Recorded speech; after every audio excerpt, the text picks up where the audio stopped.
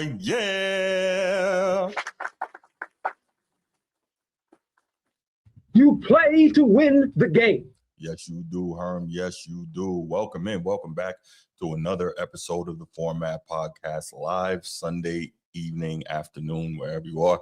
Edition. Appreciate you being here. Thank you so much. Got a what I believe is a great show lined up for you guys tonight.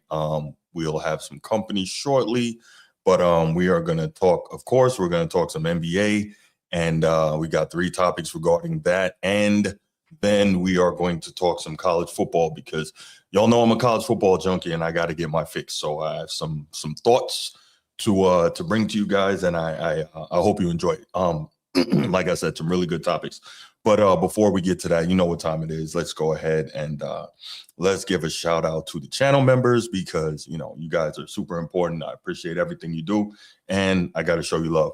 Coach T, host of the Be Ready Sports Podcast. It's Not That Serious. Chief Sid Bubba, appreciate you and everything you've done for our great nation, and of course the support you give this channel. And shout out to the boys from Annapolis, Order Harms. Baltimore Bruce was good. Steve, king of the chat. What's up, my guy? Tough debate this morning. I'm still thinking about that topic you brought up, man. Nino, Sneed got what you need. Micah, D Ross 881, and Red Wolf 31. Appreciate all you guys' support. Thank you so much. All right, if you're watching live, as I see some of you are, please make sure you hit that like and subscribe button. Make sure you share the channel. And if you are watching on the replay, please do the same. All that stuff helps us grow. Hype some videos. We have tons of videos about tons of topics on the channel. And if you're a sports fan, I know you're going to enjoy this. So, excuse me.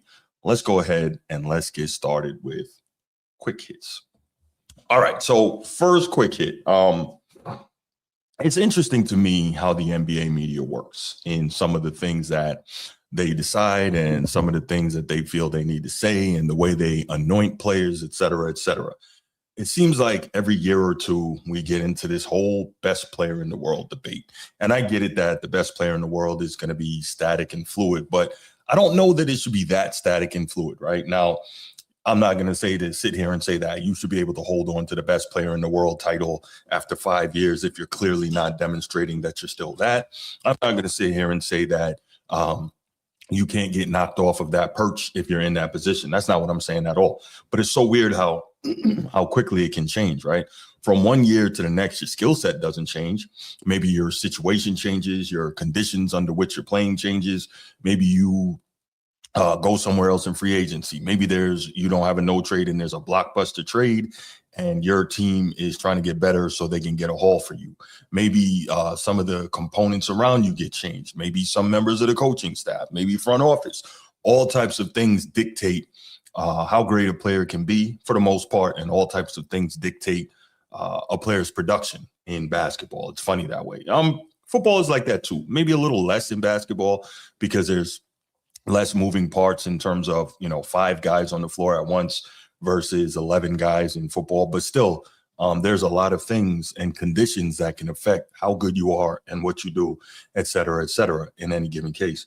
And then also you have situations of 7-game series versus one and done, right, as it is in football. So I bring all this up to say we are constantly hearing about this best player in the world thing. And it's really weird, right? Because if we go back, there was Kobe, although some idiots would say Kobe was never the best player in the world. Absolutely absurd, right? But you have Kobe and you have LeBron, and maybe a year or two, KD might have been in that argument, or maybe Steph Curry, maybe even Kawhi Leonard when he was at his absolute peak after leading Toronto to the championship, so on and so forth. Then you have Giannis when he won. Then you have Jokic. Maybe some people were arguing SGA. And now, after booking his first ticket to the NCAA, to the NBA Finals, now we are hearing from some people, not everybody, but we're hearing from some people that Victor Wembanyama, the alien, is the best player in the world. And listen, don't get me wrong. I'm a big Wemby fan. I think he's an amazing player. I love his fire. I love his competitive nature. I love his willingness to continue to get better. I love how he's bringing hate back into the league, right? We're getting rid of all the buddy crap that, you know, a certain guy made popular. I'm glad that appears to be heading out the window. I love that. I love the fact that Wemby is he's mean. I like that. Here we go. I love the fact that we are getting that back, right? And Wemby is an awesome player. He's clearly, without question, the best two-way player in the league, right? And, you know, we know he's the best defender in the league. And not just because he won Defensive Player of the Year, but because he's actually, if you watch the games and watch his impact, he is the best defender in the league, right? He can defend man on. He can move his feet. He can block shots. He can switch to pick and roll, which everybody wants to do now. And he can still get back to defend the rim. Yes, defend the rim. Super, super important, no matter what some people want to believe. He does all that. He gets steals. He completely changes the way people play offense. If you watch the games, whenever he goes out for a blow, immediately that's when guys start attacking the basket. When he's in there, a lot of guys go into the paint and immediately pull that ball back out, right? So you have all these different components. And we've also seen that Wemby has a very good offensive game. I think that he needs to get stronger in his base so that, you know, you get a guy like Caruso or a Lou Dort or something like that. We don't want that type of player who is, you know, nearly a foot shorter being able to push him off of his spot on the low block. If he can get stronger in his base, that means that he has to operate less from the three-point line or less from the super high post, right? Now, pinch post, mid post, I'm cool with all that, right? But for me, I think he is taking away from his natural God-given advantage, which is his size, by playing so high most of the time. Now, is he capable of knocking down the three? Of course he is. And we saw him knock down some big ones, right? That one that he hit, that 30-foot three-point bomb in game one, if he doesn't make that, it's probably safe to say, based on the way the rest of the series turned out, that the Spurs are not going to the finals. So we know he's got that range. He can do things, right? All that's cool. I'm just saying, in terms of offensively, he needs to get stronger in his base. Now, with that said, he is also, you know, he's got the mid-range game. We see he's got a little bit of dream shake because he worked out with Hakeem your dream last summer, so he's got some of that.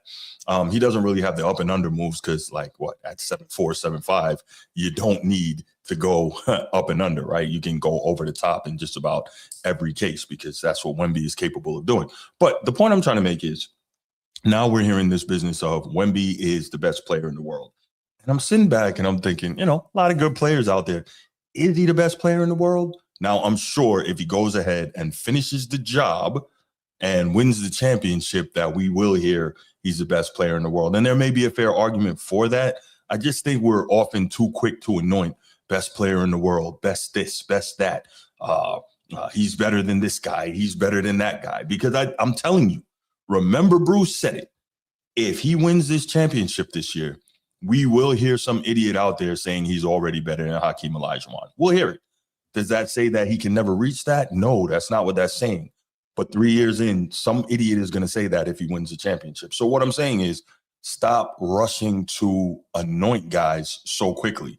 Can we see a body of work before we do that? And I know it's great for what we do here, right? The sports media is great for, pontificating on these things, and it's great for, clickbaity topics and whatnot. But if we are honest, if we're doing honest sports talk and honest basketball assessment, can we wait and give some time? Because as much as I don't want to see it, there's still the big question of, with Wemby's body type, can he maintain health? That's a huge question, right? And of course, we don't want to see anything happen to Wemby. We want to see this guy stay on the floor because what he brings to the league, right? His mentality is placed out, all this stuff I mentioned, but we're not sure that that's going to happen. But yeah, those are my thoughts on it, that already we're hearing that he's the best player in the world. And I'm like, just come on, man. Come on. Can we just chill a second? Yeah, can we just chill a second? That's all we need to do. All right. That's the first quick hit. Second quick hit. Also, we mentioned Wemby. This is another quick hit that has to do with Wemby. And this is super quick. There are 3 players in league history that have 175 points and 15 plus blocks in a Western Conference Finals series. Do we want to guess who those players are? I'll tell you. I'll help you out. Those players are Shaquille O'Neal and, of course, Hakeem the Dream Olajuwon. And now a third player has joined that bunch, and that is Victor Wembanyama. So Truck Built 4748. I like this comment here. He has a long way to go to catch the Dream. Agreed. Dream is my top 6 player of all time. That's funny, Truck Built. I have Dream at number 6 also. So I love that. That's great. That is great. Good stuff. But yeah, so that's where I am with that. So the first topic is, I think, we are way too much in a rush to anoint guys and put them in a position of best player in the world or better than this guy, better than that guy, a guaranteed first ballot Hall of Famer, this, that, and the third. Just let it play out a bit. And the second one, Wemby is now the third member of the Western Conference Finals club to have 175 plus points and 15 plus blocks in a Western Conference Finals series. So that's awesome. Shout out Wemby. All right. If anybody has any quick hits that they want to throw into the chat, I would love to see that. Or you can call in with your quick hit, and that's at 904-219-8264. 904-219-8264. I would love to hear you guys' thoughts on the initial quick hits. Path the Engineer, shout out to you, bro. He says, everything is a damn GOAT debate now.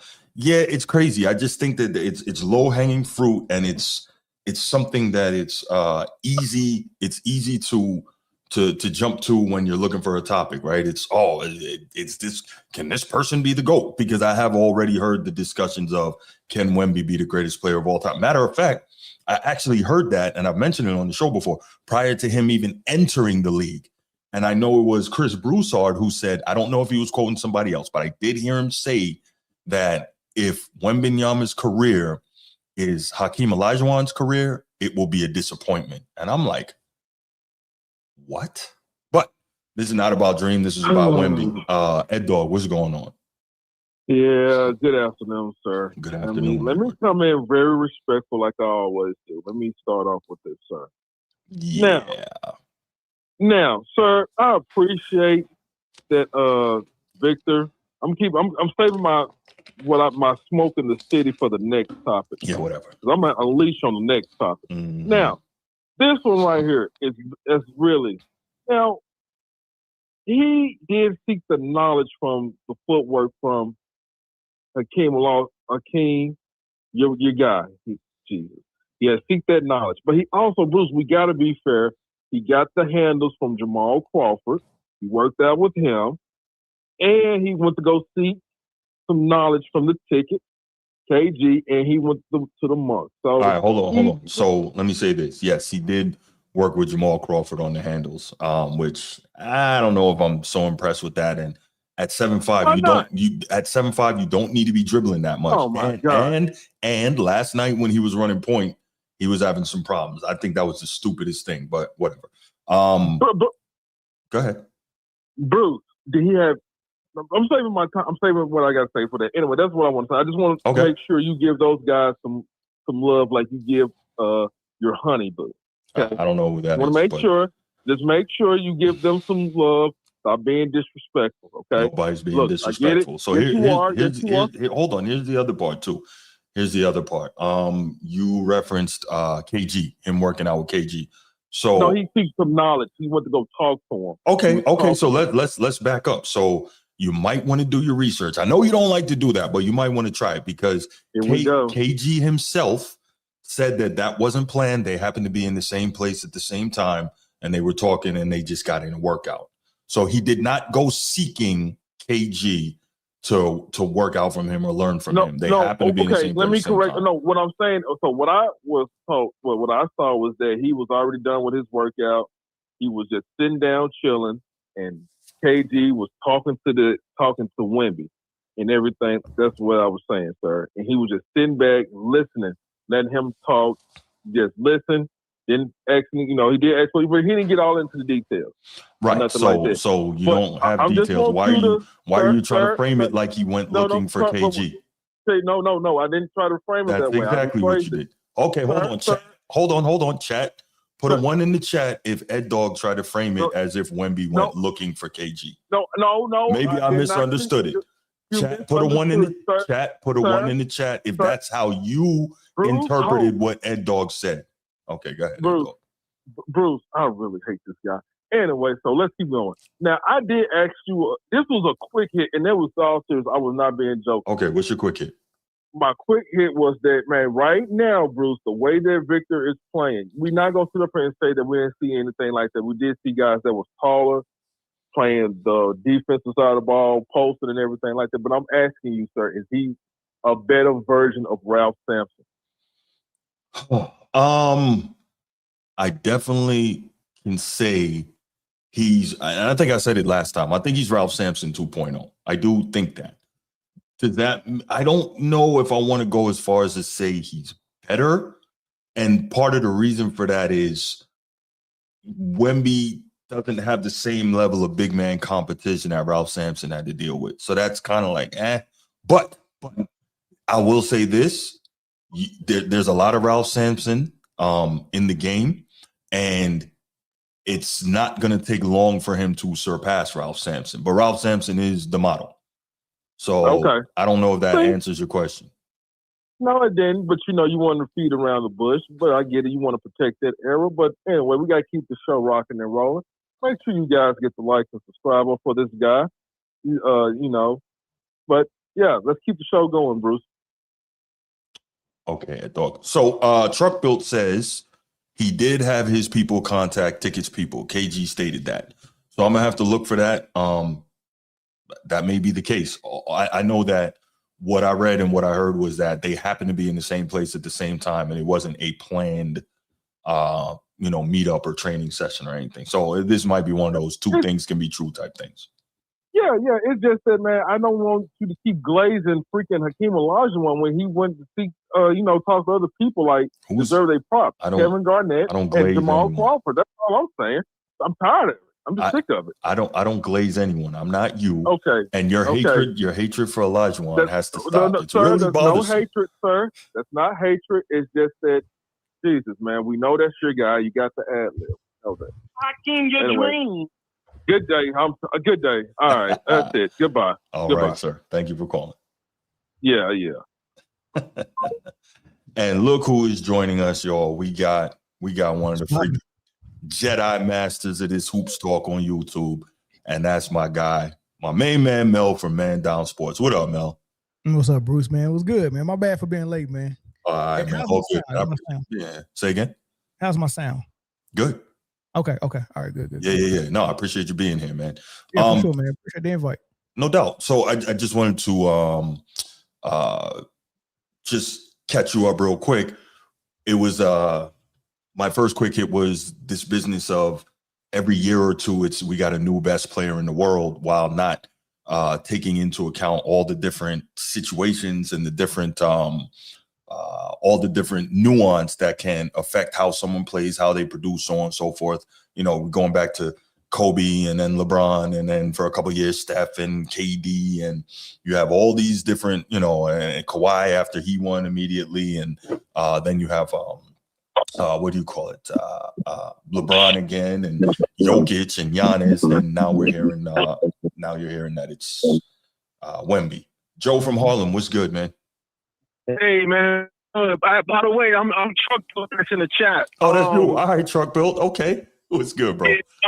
Now, I'm basically a lifelong Spurs fan. I've been a Spurs fan since they drafted Tim Duncan. That's crazy. Okay. The dribbling part of Wemby's game, I could do without it. Like, it's unnecessary. Exactly. The whole Hakeem Olajuwon. Now I'm a Hakeem Olajuwon glazer. That's like, he got big shoes to fill. Fact. And he even said that. Like, but as far as him being the best in the world, now the reason why I say he's the best in the world is because not only now you made a point. You said that he affects the offense, his opponent's offense, but he also affects their defense almost as equally. Like, teams have to restructure the way they play defense just because of his vertical spacing and just him being him. Like, that's a fact. When they asked him why he think he should be the MVP, and he said scoring is not just putting points on the board, that's what he meant. Like, he creates so many advantages for the Champagnes, the Vassels, the Steph Castles, the Dylan Harpers, because nobody wants to leave them, so they get wide open layups. We've seen it in the playoffs. So, I mean, to say he's not the best in the world, I get it. You got players that are more successful, they got more accolades, but as far as his impact, I mean, look, this is the results. Like, we in the finals. Well, I'm not saying he's not the best in the world. That's not even my argument. My argument is more so on this because we know it's clickbaity, it gets attention and all that. My argument is more so like it changes so often, and I just want to see players build a little more of a resume before they're quick to anoint whether it's best in the world or they're going to be the GOAT or they're better than this player or that player. You know what I'm saying? That's what I mean. Yeah, here's my question for the caller. People say, when I hear people say that he's a future GOAT, I cringe because it's like, damn, he only played 3 seasons. Right. Like, he could play this year. We could win this championship, and God forbid, he could have a season-ending injury, a career-ending injury next year. So, I mean, you can't, like, now, and speaking of hypotheticals, like, I mean, come on now, but I think he has the potential to be an all-time great if he continues to, you know, up his gameplay and keep and stay in the lab. But no doubt, you know, I'm not comparing him to Hakeem, LeBron, none of those dudes. They already put the work in. Like, they see it submitted. No doubt. Joe, Mel has a question for you, Joe. Joe, can you hear me? Yeah. Quick question. You know, Wemby scored what, 22 last night, something like that. Mm-hmm. If they lose Game 7, are we still saying that he's the best in the world or no? Absolutely. I was saying he was the best in the world during a post All-Star game. That, I mean, because see, this is the thing. People say he got to show it in the playoffs.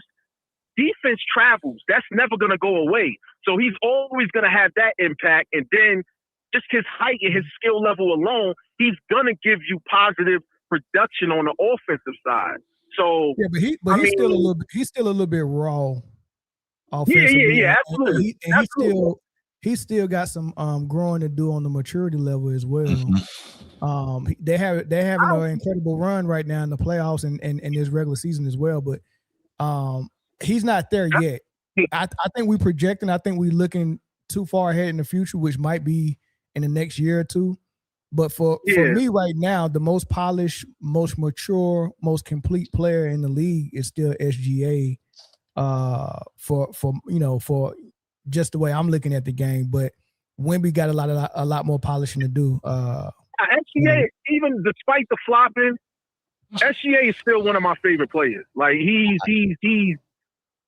a monster. Like fundamentally, his footwork, the drawing the fouls is cool, but when you ball in every possession, it's like, come on. Hold on, Joe. Let's be specific. So, you know, because right now there's a lot of social media noise about this falling game, and I think it's a little overblown. So let's be very specific. When you say falling every play, do you mean every play?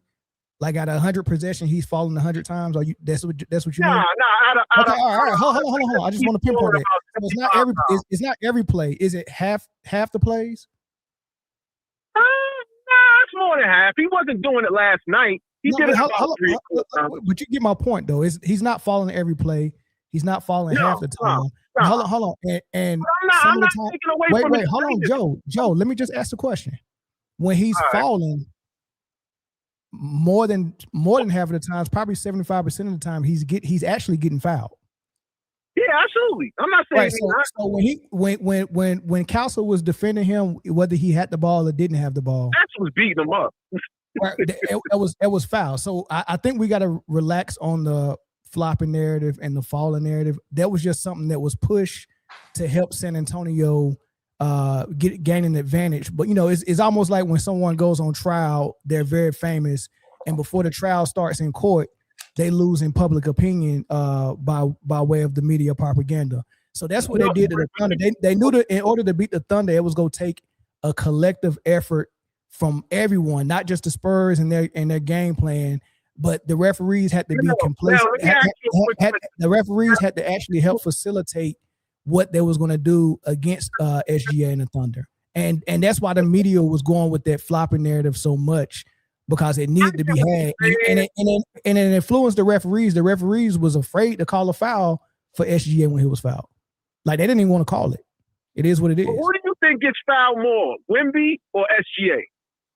I think they both get fouled about the same. Well, I would say I would say hold on. I would say SGA. I'm gonna answer the question, Joe. I'm gonna say SGA because he's the lead guard bringing the ball up, and he's seeing that type of physicality on the bringing the ball up, and when he gives it up, they're trying to deny him the ball. So the type of physicality that Wemby sees when he don't have the ball, SGA sees that. Plus, he sees it once he gets the ball on the perimeter when he's dribbling and penetrating. So I would say SGA. No doubt. Joe, I got to let you go, man. I really appreciate the call, bro. We got to let you go. All right, man. All right, fam. Thank you. Yeah, but Bruce, what I was saying, is my mic still good? You say I still need to turn it up? I think you're good now. Okay. What I was saying though, best player in the league, it's still SGA for me. Like Wemby, he had that monster game 1 where he went over 40. Right. He had another monster game in game 6, I think. But everything other than that was, as far as scoring, it was okay. It was good. It was good. I haven't seen like a Jordan type performance, in a game or a run yet. So he's not there yet. It's still SGA for me, but I got him second for sure. So let me answer you this real quick, and then we'll get to Nino on the call, and then we'll go to the next topic. The first topic, excuse me. Let me ask you real quick, Mel. Why is it that all of a sudden people are acting like they value defense? Because Wemby is so amazing defensively. But when you got guys, and you know who they are, I'll leave them alone. But when you got guys who don't defend and they're getting, everyone is ranting and raving and drooling and having a great time over them, why all of a sudden is defense a big deal with Wemby? Because once they pick a person that they want to push to carry the league or be the headliner, whatever that person does well will become the story. All right. When it was Joker, it was all about triple doubles and on off minutes. Right. Let's not even talk about defense. But now, since it's Wemby, what he does well is defend. So we got to talk about that. So it's just it's an entertainment business, and they picked their main character. So now they got to push out the traits that that best suit or represent the main character. That's all it is. They're just disingenuous. Okay, cool. Yeah. All right. So, Nino, what's going on, man? What's good, Bruce? Maintaining, brother. The first thing I wanted to quick, and they might have missed it last night. My point about the refereeing. I like this y'all hold players accountable. I always say that. But what I see, just for me, my little, it ain't nothing, but just what I'm seeing. Is we gotta relax on the players and we gotta put more pressure on the league. Because while I think everybody paying attention and say SGA flopping, even though we seen Harden them do it, and Steph used to do these leg kickouts, and even before, right? They call the game too different from the playoffs to the regular season. And that needs to be addressed before the flopping. Like, hey, the players gotta have some kind of, even if you go mid-season, some kind of something to go out for. Because SGA is used to getting hit, so it's just muscle memory. What's the reason when he first came back? That's why he was arguing so hard at the ref. Like, hey, I've been doing this all the same moves. Right. Going there acting like it's contact, y'all be calling it. Right. Now, muscle memory gonna say, okay, I'm supposed to be getting fired right now. My body know it. They hit me. I'm telling this, but they ain't calling it. So I think they should make it a little bit more like the playoffs. I know it ain't gonna be all the way, but maybe a little bit more, because Caruso, when he ground that guy, when we come up, Bruce, Mel and seen, that's just a foul that what happened. They stopped the layup. Right. And we were doing that in high school. But y'all know, if he did that in the regular season, that would have been probably a flagrant 2 thrown out the game. Which is crazy because you try to catch him. It's hard to adjust. Yeah, even though he tried to catch him. Mm-hmm. So, but you see, Wemby, he fresh from the other league. He ain't really, his brain ain't got NBA depth yet. So that's why he able to play straight through it. And he like, okay, this how they play it in the Olympics and stuff. Mm-hmm. But the players that been in the league, like, it's 200,000 for this kind of activity, I don't think nobody had problems playing through that though. No, they didn't. No, they ain't had no problem, and I don't mind. I don't mind them calling the game a little more loose in the playoffs because we know that's coming every season. Like the players know the playoffs is going to be different than the regular season, and the regular season has to be that way because you're playing 82 games, and we have to survive an 82 game season. So call it a little tighter so people can actually,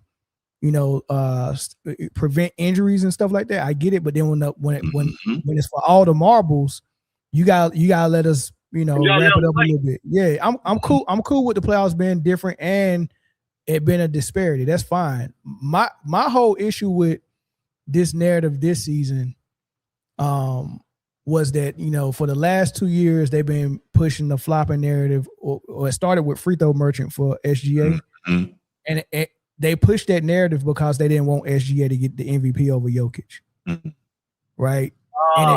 And it grew legs during this playoffs because from round 1, Phoenix was complaining, and then the Lake Show was complaining in round 2, and then the Spurs got to complaining in the conference finals, and then everyone jumped on the bag and was like, "Oh shoot, we got Jokic fans, we got Nuggets fans, we got Lakers fans, LeBron fans, Luka fans, the Phoenix Suns fans, and now we got the Spurs fans, all on one hate train, and now we can actually make this work." And like Jay Will and Nick Wright and Mike Wilbon and Chris Broussard actually went on national television on ESPN and said, "Adam Silver, you have to do something because if SGA wins another ring, all the kids in the future are going to be flopping." Like they petition and beg Adam Silver, do not let SGA and the Thunder win. Which is, Nino, we're gonna let you go so we can move on, man. I appreciate the call. All right, brother. But you know what's funny? Before I click the thing, 3 years ago, no championship, no MVP. SGA shot more free throws than he did this year, and nobody was complaining. So it goes right to your point, Mel. When they like somebody or when they don't like somebody, that's when you hear the complaining coming out. Yeah. And listen, nobody flops worse than LeBron. If I need to show the video, I will. I know somebody gonna have a problem with me saying that. Wade? Have you seen Wade? Everything SGA do, the pump fake and jump into him, the falling to the ground. They called him flash or crash sometimes. Yeah. Like that's what he did. He fell to the ground. Steph falls to the ground as well. He like Nino said, he does the leg kick from 3 a lot. He does a lot of it's like it was insane the way I seen how people. I mean, they say SGA flop, but they flip flop. I mean, Jay Will was just praising SGA last year. Yeah, he was badly whining on First Take maybe about a week ago about this. I'm like, wow, this is crazy. But this was supposed to be quick hits, but like Coach T said, this turned into an extra topic. So let's go ahead and let's get it on with the first main topic. The San Antonio Spurs are moving on. They won, I think, what we can say was an epic 7-game series. It was awesome. Before the series started, I picked the Spurs in 6. I was wrong about that. Going into last night, I actually changed my pick and picked the Thunder because I didn't think that the Spurs would have the composure to be able to win that Game 7 on the road with such, a young team against the defending champions. That's not a regular occurrence, but they proved me wrong. And they got the job done. So, Mel, I'm going to go straight to you with this, man. What did you see? What was the key? What did you like? What didn't you like? For the whole series or for Game 7? Whole series. All right. Okay. So we'll go to whole series. What I like from San Antonio from the first game, which was the double overtime game, is that they came to play. They jumped out early, you know. So the Thunder had to counter that, and they did, and they made a comeback and got it to overtime. And the more mature and more experienced team should have pulled that one out. Correct. And what I didn't like about the Thunder is that they made more mistakes, and like it was a couple of layups. I think SGA missed a point blank layup. Yeah, I want to say J Dub had a layup as well that he got stripped on, and those was down the stretch. I can't remember if it was the regulation, first overtime or second overtime. I can't remember, but I know they were both of those were crucial. If they would have scored those 2 points, would have been crucial. And then they let on one of those missed layups or one of those turnovers is the walk up three that Wemby hit from the logo where he was down 3, and it was under a minute left. So if they could have got a stop there, they could have got game 1. I think that was the first big thing for San Antonio positive, and the first big thing for OKC negative. Game 2 was, it was a wash. They came out and protected the home court and tied it up at 1. Then they won 2 straight. They won the first one in San Antonio, and then they lost, I think, in maybe blow up fashion in game 4. Right. So those first 4 games is 2-2. Right. And the biggest thing was game 1, double overtime. OKC made too many mistakes. Then they go up 3-2. And we get to game 6, and they got a chance to close it out. And they came out flat. San Antonio came out, hit him in the mouth. And when they went to game 7, I was like, it's not looking good, because there's so much outside of the basketball court that was going on that I thought was influencing things. And I was like, man, we'll see how it plays out. And they gave us a good game on both sides. And I think for game 7, once again, San Antonio jumped out early, through the first punch. OKC countered, and then they started making little small mistakes. Like, they was up 3 maybe right before halftime. They could have went into the halftime up 5 if they made the right play, but I think they turned it over or made some bonehead play, and then San Antonio comes down and it either ties it or take the lead. It was weird. So I was like, dang, that was a missed opportunity. Then they come out in the third quarter, and San Antonio, kind of went up, and they had to come back again, and and they just never could get their footing. They could never get the lead again and contain it and hold it. And then the fourth quarter shots that San Antonio was hitting was unbelievable. Right. One thing I would say, because I know a lot of people talked about the officiating. I'm not gonna say too much about it, except it was just a couple of calls early in the fourth quarter. That I would think a game 7 in the fourth quarter. Okay, it's time to freaking put the whistles in, and we only calling what's really obviously a foul. And Wemby got the ball in the post and did turnaround jump shots twice from the same spot. And both times, one of them was the foul that they complained about the SGA got on Fox when Fox grazed his foot and he kicked his foot out. They gave Wemby a foul like that out of the post where he kicked his foot out and hit Hartenstein, I think. And then Hartenstein was on him again, and he turned and face, and he went up, and they said he grazed his elbow. And they get back-to-back free throws on that. And I think that was like making those 2 tic-tac quick fouls in the fourth would kind of tell teams, oh, they're not going to let us muscle them up. So you might back off, but a experienced team, somebody like Lou Dort would be like, I'm not backing off. Cason Wallace never backed off of who he was guarding. Right. And I think the other Thunder players, once they seen those 2 quick whistles, was like, okay, we got to play them honest. And they gave them space, and they lit them up from 3. Sure. So, you mentioned how OKC could have really taken control at the break in that game 7 at the half. And it reminds me of, and I know you remember this, when Doug Collins was on the call for NBC, and I remember distinctly, he always talked about closing halves and closing quarters and how important that was. I know you remember that. And he always talked about that, and that was one of his things that he emphasized as a head coach. And if you remember that stuff, now when you watch games and you see teams that don't do it and have an opportunity, you see how it affects games, down the stretch. And it's like, man, that's a real thing, But I think, all right, let me ask you this. What did you think of, and clearly it was a schematic thing, what did you think of the Spurs coming out early in Game 7 and allowing Wemby to handle the ball in point guard fashion? I did not like it at all, but it opened up some things. What did you think of that? You know what? I really didn't notice it that much. Okay. I honestly didn't. I mean, I did notice that he was doing more ISO stuff with Hartenstein and driving to the basket in the half court, but I didn't notice that he was having point guard duties though.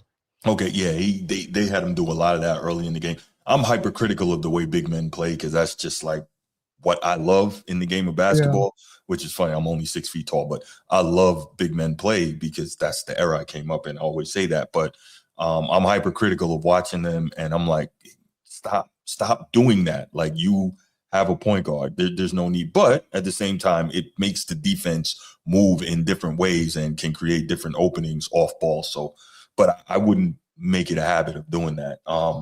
But yeah, just watching, I was surprised. Well, one thing we can say last night, OKC didn't bring enough help for SGA, right? And I don't mean not enough help like they don't have a good team. He played like the way an MVP should play. He did that. He carried him as much as he could, but you could see how gassed he was by the end of the game. Just, functions of trying to carry the team, the physicality, the defensive pressure that OKC was putting on, as San Antonio was putting on him relentlessly. You could see by the end, and as Ed Dog says here, SGA's legs went out, and you saw that, especially at the end. I think that was the first time I saw SGA shoot an air ball, and I remember, even in the third quarter and especially in the fourth, he's got his mouth open. You can see he's breathing hard, and that's unusual for him. So a lot of pressure there, but they say that fatigue makes cowards of us all. And, you saw times Wemby's running down the floor and you could tell he was gassed too, but he's still digging deep. Like, was it Cason Wallace had an open corner three on the break and Wemby ran down there and you could see he gave it everything he had to get out there and contest that shot. Because if that goes in, that's one of those like momentum swing things that can, again, in a back and forth game where it's win and go home, every possession counts. That's one of those momentum type shots that if he knocks that down, who knows what the end result is. So Wemby, you could see he gave everything he had to get down there and contest that shot. And those are the type of things that you really love to see in the way these guys play, man. I was thoroughly impressed. Your thoughts on Steph Castle? Steph Castle played great, man. He played really good defense. He played good on offense as well, man. Just, poise. Him and Dylan Harper, poise. I I like Carter Bryant as well. I like that whole squad. Like even at the beginning of the season, before they ever beat OKC Thunder, just watching their first few games, I said, hey, man, this is the exact same team as the Thunder. Yep. It's the exact same team. I was like, man, if you look at it, it's the exact same thing. Yeah. So I noticed there early. I didn't think that they would knock them out this season in the playoffs. I didn't think that. I wasn't shocked that they won more. They won the matchups during the regular season, but I didn't never think that they would knock them out in the conference finals like they did. So they're ahead of schedule with that. Kudos to them for that. And like you said, man, they played with a lot more desperation than the Thunder did. I think the Thunder always thought that they were the better team and always thought that they was going to win. Their talent would just win out. And like you just explained, one of those plays where Wemby hauled ass out to the 3-point line to contest the shot. You see stuff like that from the Thunder as well, but it was a little bit too often where I would see where they wouldn't do it. And every single time it almost cost them. Every single time they didn't go all out like that. So I think that was a little bit too cool for school. But Castle, Castle is like that, man. He's a dog. Once he get that 3-point shot down, he gonna be tough to deal with. Now, is he one of the best on ball off-ball defenders at the guard position in the league? I do think he is. I think so too. Did he benefit from? Hey man, do with him whatever you like. You know what I mean? Right. You know what I mean? Like a lot of. I used to say this about Kevin Durant a lot. For sure. Yeah, I've seen good defenders, great defenders guard Kevin Durant in the playoffs, and for some reason it just seems like they feel like, man, Kevin Durant's so good, man, we gotta allow them to just do whatever, so it could, it could look competitive, and I think it's something there with with something for us to watch if we allow some of this stuff. And the stuff I seen PJ Tucker do to Kevin Durant when he was with Milwaukee and Durant was with the Brooklyn Nets, I'm like, dude, you got to be kidding me, man. So that was the first time I seen it, and then I seen it again when he played Boston the next year. That was beautiful. And I was like, what is it? And now did a fantastic job there. I got to tell you. But notice now, Ime got real good defenders. He got a man Thompson on his team. Mm-hmm. Better defender than what was guarding Kevin Durant. Better defender than PJ Tucker. But Ime can't get that type of performance from a good defender while he with the Rockets team, Kevin Durant. You freezing on me, Mel. Can y'all hear me in the chat? Can y'all hear me on the chat? Okay, there you go. Yeah, you back now? Yeah, you freezing. It's good. Can y'all hear me? I had Can to y'all close some stuff. But yeah, I think it's odd that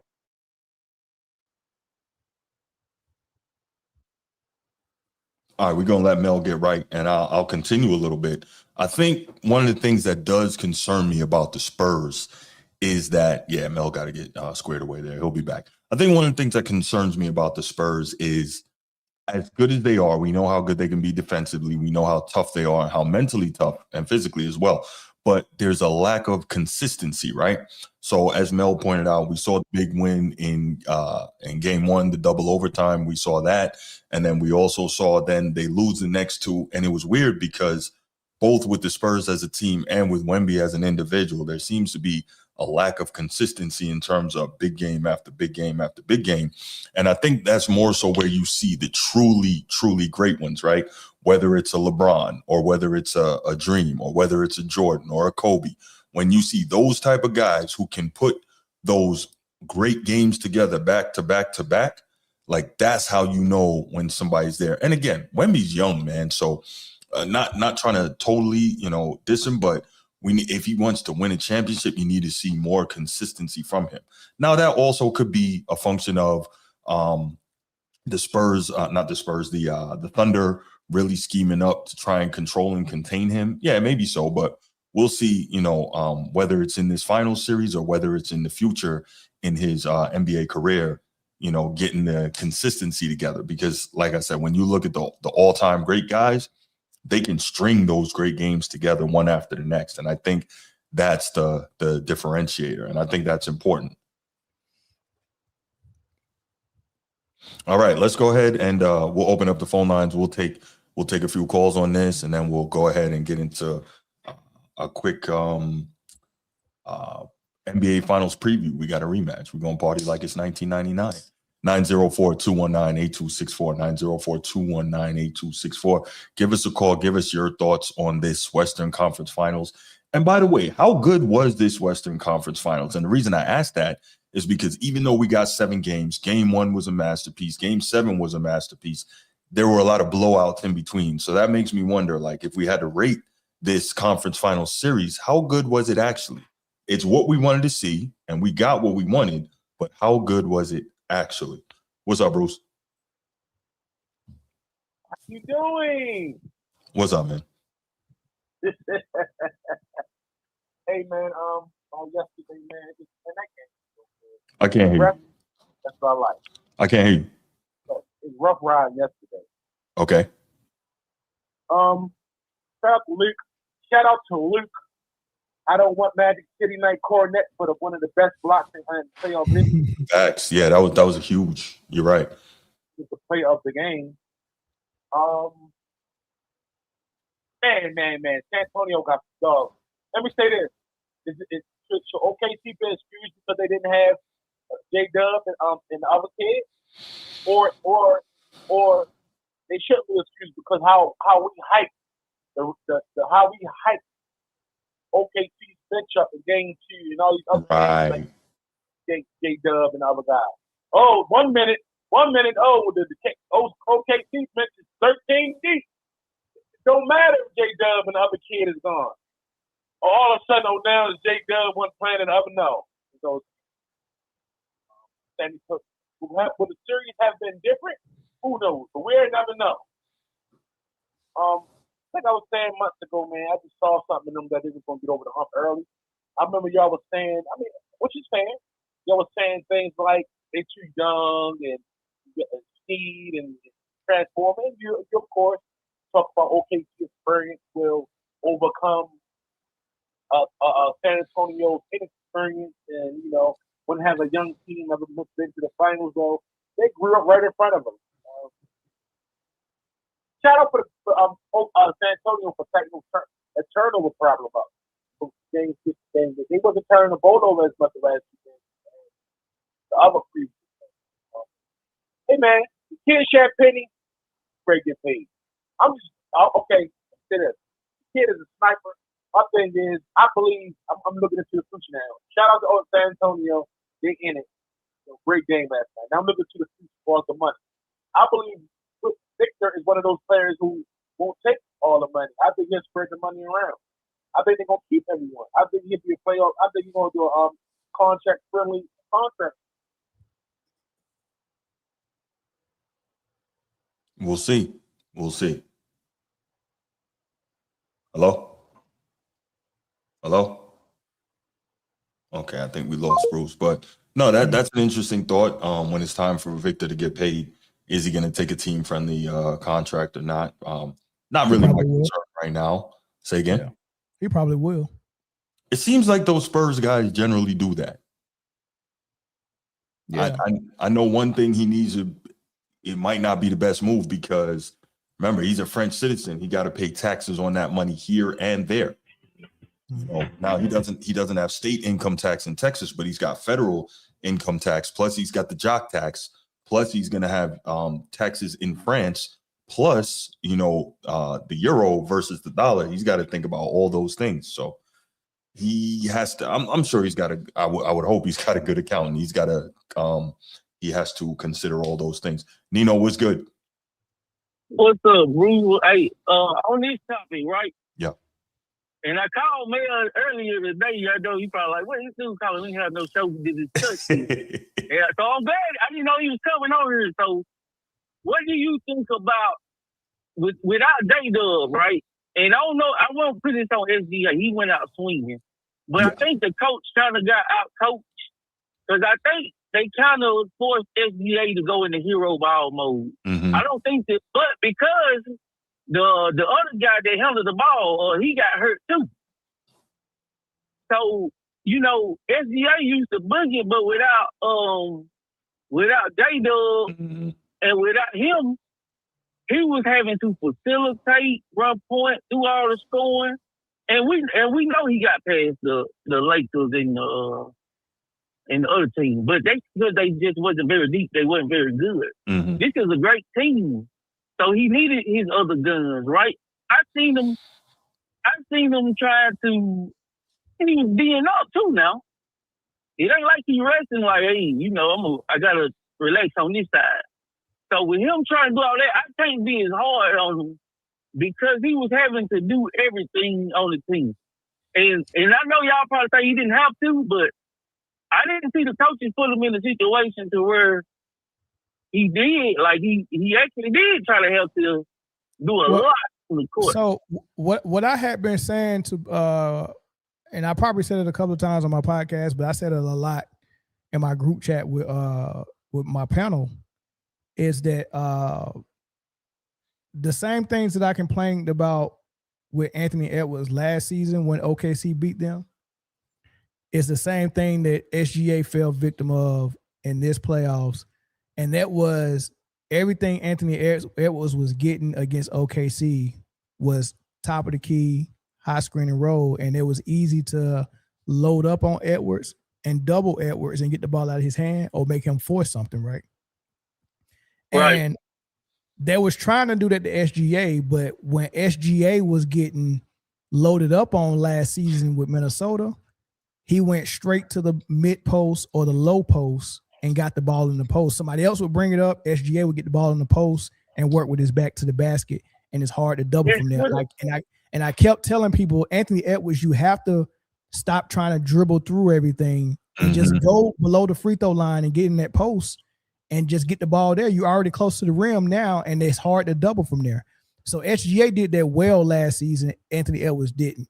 What happened this season is SGA got a little bit better off the dribble, and it worked. They won 64 games. He was doing it a lot. He never really went to his post game as much this season. So when he needed to use his post game in the playoffs, it was almost like he forgot that he had that in his repertoire. He used it some last night. That stretch where he went off in the second quarter. He was in the post. He was in the post with his back to the basket. And then after they came out in halftime, he didn't use it no more. Nino, hold on one second, Nino. Hold on 1 second. Well, I remember, give a quick shout out to Path the Engineer. Shout out to you, $5 super chat. Appreciate it. Path wants to know, how many hats does Mel have? And I answered a ton, Path. I got about 5 of these, right? You know what I mean? So I didn't even know Mel was bald for a long time. I just happened to see it one day. I was like, what is this? But yeah, Nino, go ahead, brother. Thank you, Pat. Hey, so Mel, me and Bruce was talking about it, about the great coaches, right? To me, now see, to us, it's like the players, that's what you do, right? But is that, maybe I'm just used to, I ain't got that much high level, you know. It's that coaching too, to be like, hey man, you should try this, catch the ball here. Because we know you can do it, catch the ball here. It's hard to double team, you can see it coming a mile away. Is that just on the players? Isn't that, because me and Bruce was talking about the great coaches can be able to think in clutch time and on the fly. And because that's my point I was making.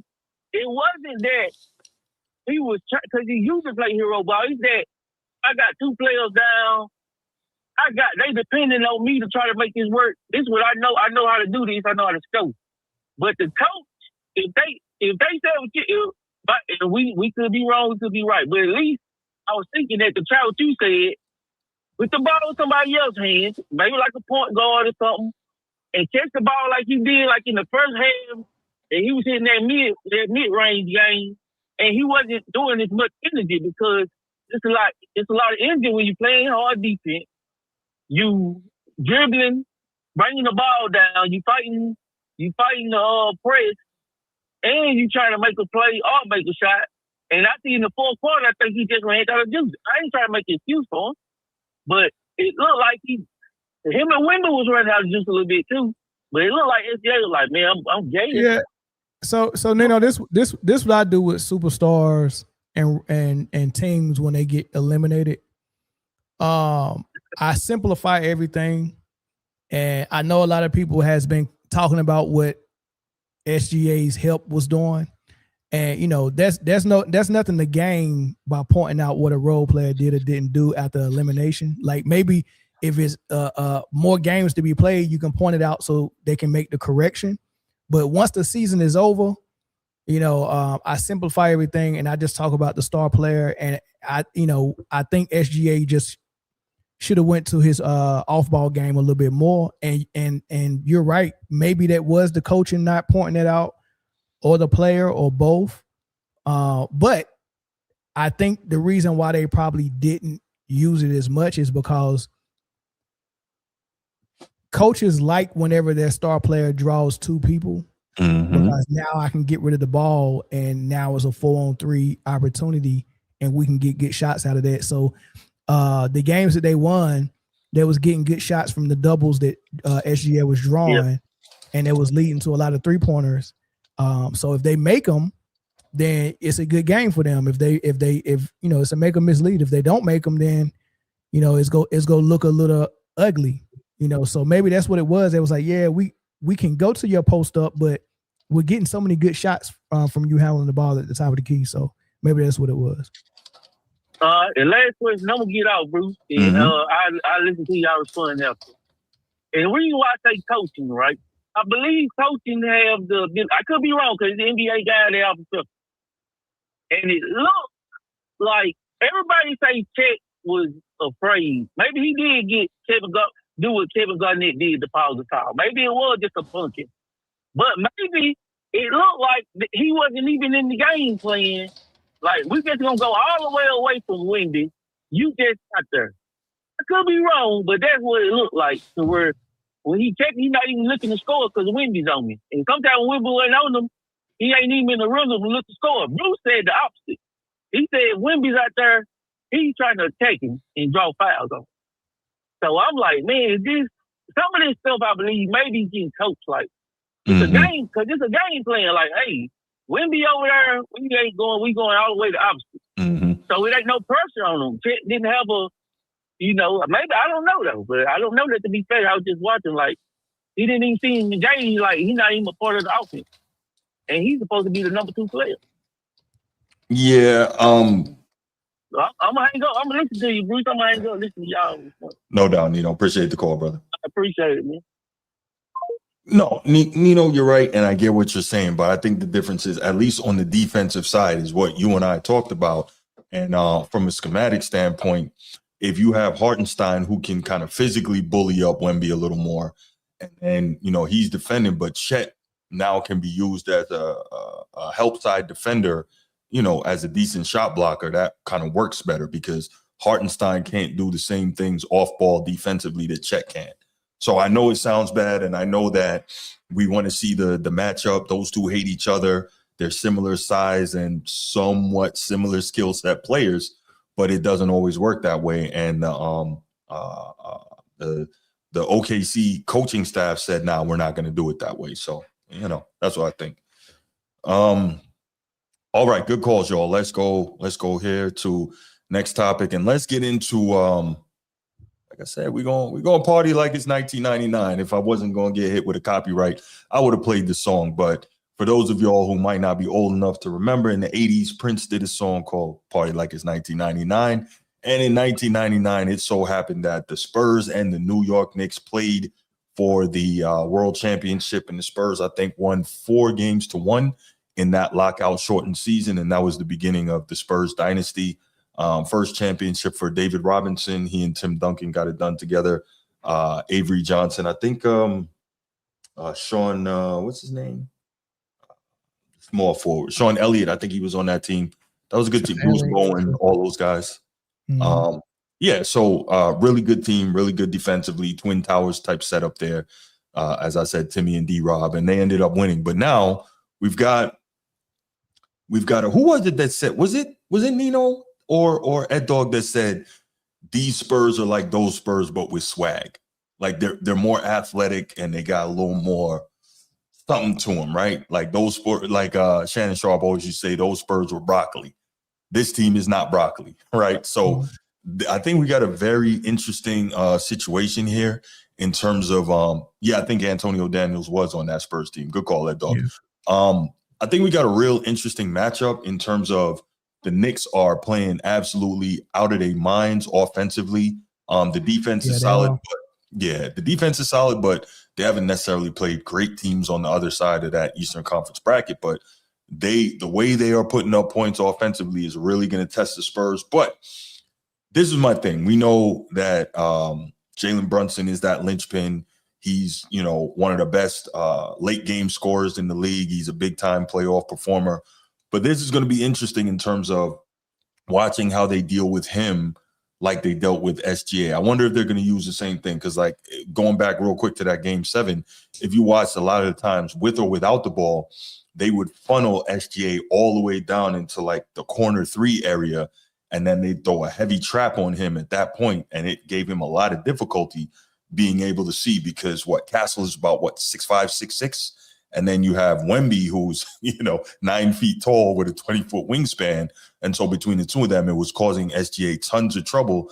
And then you have the proverbial third defender in the out of bounds line, so you funnel him into a very tough spot. So I'm wondering, and I'm sure Mike Brown, being a very good offensive coach, paid attention to that, and he's going to work out some things to try to keep Brunson out of that situation. And then also, the Knicks have the benefit of Karl Anthony Towns, who as a big can stretch the defense even more by being able to knock down the three.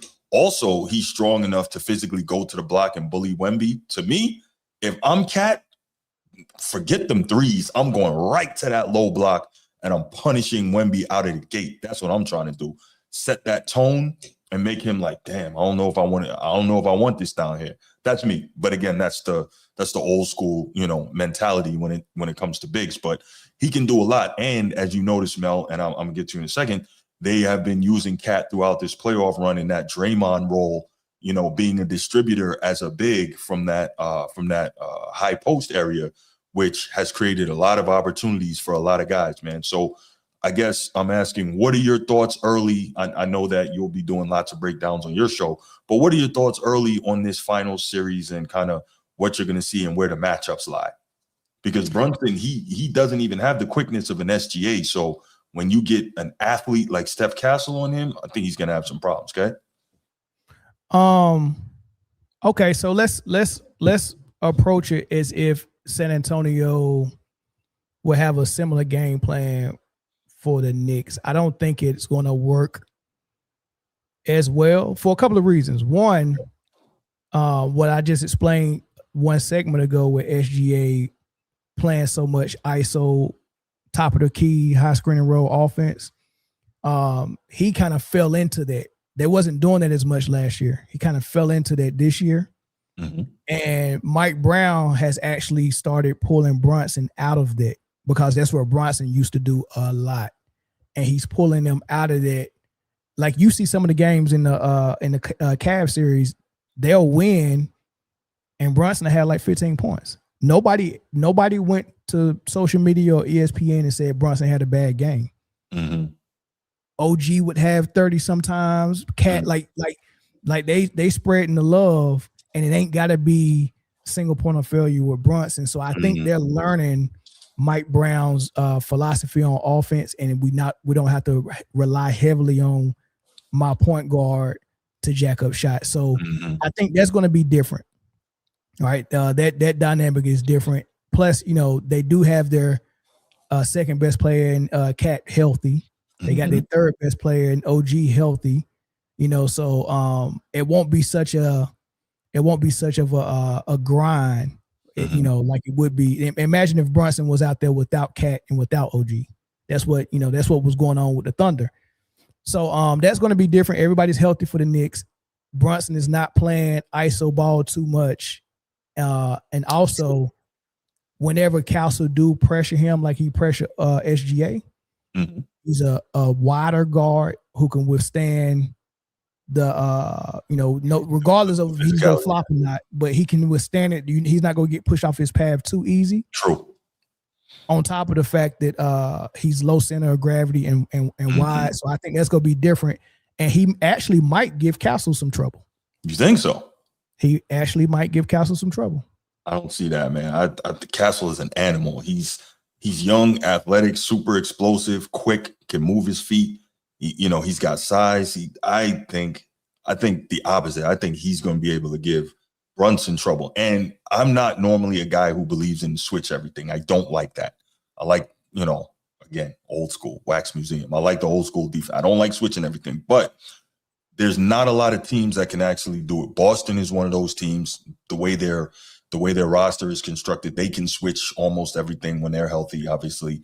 The Spurs are built to do that. OKC can do it. There's not a lot of teams that can actually successfully switch everything, but I believe that the Spurs are one of them, because, you try to run actions and you run in screen and roll stuff, and it's no problem for Steph Castle to switch off, and then Devin Vassell is right there on Jalen Brunson. Like, that creates a lot of problems. They have big guards, and they have big guards and wings who can really defend. I mean, even Dylan Harper, who's not per se a big guard, but he can really defend. I think they're going to create a lot of problems, but I really do think Cat is probably going to have to be the X factor in this series, and he can be. Yeah, we'll see. I mean, I mean, in order for Castle to actually affect SGA the way he did, a lot had to be going for them that I'm not sure going to be going for them versus New York. We'll see though. Okay. What do you think is okay? Let me ask you this: what do you think is the toughest matchup for the Spurs with this Knicks team? I wouldn't say toughest matchup. I would say something that they have to, something that presents a challenge that they have to figure out what they're going to do with Wemby, because Wemby don't have to guard Hartenstein, and you see the way they was using Wemby. Hartenstein got a lot of those floaters off. Yep. Right, but the fact that he's getting those floaters off means that Wemby's still close to the basket, so he could still be a help defender. The difference is Hartenstein now changes to Cat, and Cat's not going to be in the dunker waiting for a pass to get a floater off. He's going to be at the top of the key at the 3-point line. So now if Wemby wants to be the second defender to prevent drives to the rim, he's got to leave Cat at the 3-point line. Yeah, he can't play free safety this series. Agreed. They might try. The game number one, I'm pretty sure they go try to see what it looked like, and if Cat is knocking his shots down, right, then you got big trouble, and you have to play honest. So I will say this, right? I'm definitely a believer: no rebounds, no rings. But what we saw yesterday was proof that it doesn't have to be Wemby getting 15 boards, right? Those, like, at one point, I think the Spurs were down in that game, in game 7, by 14 rebounds deficit. And they ended up winning the rebound battle by 2 at the end. So they really made an adjustment, made that concerted effort. And, I don't know how Mitch Johnson schemed it up, but other guys were really hitting the glass hard. You saw a huge rebound and a follow by Dylan Harper late in the game. Like, these guys were really hitting the glass, especially the offensive glass, and creating extra possessions, which, in any sport, right? You get extra possessions, you got a great chance of winning. And so you saw that. And I think that's going to be key in this series, because as you're saying, I don't think Wemby's going to be able to leave Cat. And as much as I'm saying, if I'm Cat, I want to immediately try to get Wemby in foul trouble on the low block. Also, having him, chase you out by the 3-point line takes him away from the glass, rebounding, and it takes him away from protecting the rim. So I guess it's about where you want to focus on putting your energy if you're Mitch Johnson. So, yeah, the Knicks definitely create some schematic issues that OKC did not. This should be really good. And I'll tell you also, I'm really impressed with Mitch Johnson and the coaching job that he did and the adjustments he did. And I know you're a person that really looks at this stuff. What were your thoughts on what Mitch Johnson has done so far, and how do you think that matches up against a 2-time former coach of the year like a Mike Brown? Oh, it's been phenomenal what Mitch Johnson did so far this season. It's been phenomenal. How I think it stacked against Mike Brown. That's a guy that can. When you got an apex predator on your roster, I don't know if we get to see exactly how good you are as a coach for real. Okay. So I mean, they got Wemby. I mean, if Wemby got in foul trouble and fouled out, right, and they had to play like a whole fourth quarter without him, then we'll be able to see what Mitch Johnson's game plan to be like. Or if the Knicks come out and just blast them in game 1 and they have no answer schematically to stop them, what we see in game 2 will show me how well he's coaching and his staff is, man. But right now, as a motivational guy, bringing these young guys along, making them believe, making them be tough and all that stuff. Yeah, he's a great motivator for sure. No doubt. Yeah, I think he's doing a great job. And that's another reason that, even though I picked the Spurs, originally it did surprise me, because I didn't know that Mitch Johnson was going to be able to outcoach Mark Daigneault, a guy who is a champion and who, has been in those situations and knows, what to do. So, yeah, good stuff. But Man, this finals rematch is going to be good. And the scary part is, I'm sure we all want to see what it would look like if the Spurs win and Wemby gets it going, and this would be his first one. But the Knicks really have a great chance to win this thing. They really do. Wasn't this the matchup for the cup? The cup, yeah. And I was shocked that they beat. I mean, because the Spurs just had beat OKC in the cup, right? Mm-hmm. And then I'm like, oh, they definitely gonna beat New York, and New York came and shocked everybody. Like, what the heck is going on here? So I'd be shocked if New York come out and win. Well, I wouldn't be shocked if they come win game 1. I wouldn't be shocked by that. But if they win the series, that'll shock me for sure. You would be shocked or surprised? I think that's two different things. Is it? Yeah. Which one is more dramatic? Like, oh my God! Like, I didn't think that could happen. I'd be surprised. Like, oh wow, okay. I'd be surprised because it can't happen for sure. I'd be surprised because I'm thinking, sometimes when you see a team on a good run, it's like magic. It's a little bit of magic there, like some things that you can't explain, like when Denver won it, the game winners that Jokic was hitting. Like, did you remember the fadeaway he hit over AD against the Lakers? I'm like, come on, dog. Like, when it's time to hit something magical. I mean, like the three that Wemby hit just before halftime against the Thunder. Yeah. You get those. Gave them momentum going into the half. Like, oh my God. Like, it was always, and then the fourth quarter they had in game 7. Like, it's always a little magic with the team that's on a crazy good run. And I think the magic is with San Antonio, and not so much the Knicks. Yeah. I don't know, man. Look, granted, Cleveland crashed out, but when the Knicks were down and came back from 22 against the Cavs, that looked like magic to me. I don't know. Yeah. But it looked like the magic that Tyrese Halliburton had last year. It don't look like the magic the Thunder had. Right. Yeah, the magic the Thunder had was different than the magic that Tyrese Halliburton had beating the Knicks with them game winners and those fourth quarter comebacks. Sure. Totally. Something I just thought about, Darren Fox, right? Swiper. He's going to have a couple of days to continue to rehab that ankle. How big a role you think he plays? I think he plays a big role because obviously we saw, the problem Steph Castle was having early in the season with turnovers when he couldn't go, and all of a sudden he gets back and Steph Castle looks like a new player. How important do you think he is, and what type of matchup problems do you think he can facilitate against the Knicks? Well, he's gonna make every guard that's gonna handle the ball, whether it's Dylan Harper or Castle or Fox, is gonna have to put pressure on Brunson to defend because that's not his strong suit. So that'll be their role. Make Brunson defend. Oh yeah. Maybe get some fouls on them. So I think Fox would probably have to, score a little bit more this series. Just for that. And on the defensive end, I'm really telling you, dog, what we seen Castle do, I'm telling you, it's gonna be different in this series. I really don't think they're gonna let him beat Brunson up. I really don't think they are. You know what I mean? I just don't think that the whistle's going. The whistle's not going to go that way for Castle. Okay. Right. So and the Knicks are a likable team, and Brunson is a more likable player than what SGA and the Thunder has been these last couple of weeks. Like nobody, like if you look on social media, nobody in America liked the Thunder or SGA. Right. So right.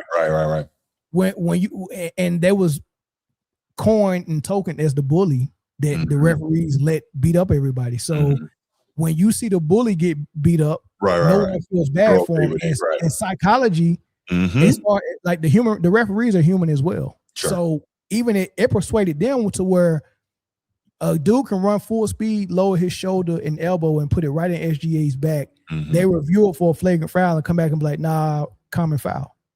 And he did it twice. Then one of it wasn't even called. You get what I'm saying? So that type of narrative and that type of perspective and outlook that they had on the Thunder is not for the Knicks or Brunson. So it's going to look different to America. It's going to look different to the refs when Brunson is getting beat up by Castle than what it was when he was beating up SGA. Okay. So Spurs fans think that, oh man, what we just seen Castle do to SGA, he's about to do to Brunson. Trust and believe they're not going to let them do that to Brunson. I can guarantee you, because if they do, it won't be much of a series. At least we can do that to SGA, and it's still a good series. If you take Brunson out, I don't think this is a good series at all. No doubt. All right. They didn't bring the Knicks this far just to bring them this far. All right. So last question for you before we open up the phone lines. This is something I've been asking a various amount of people. I talked to Nino about this. I talked to my guy Ed Dog. Shout out Ed Dog. I talked to my other homeboys that's not involved with podcasting. I think I talked to Sneed. I talked to Bree. So I'm going to ask you now, Mel. We know that what the NBA wants, I'm not saying they fix games or fix series, but what they want somehow can play a role in the outcome, right? I think that's fair to say. What do you think the NBA wants more?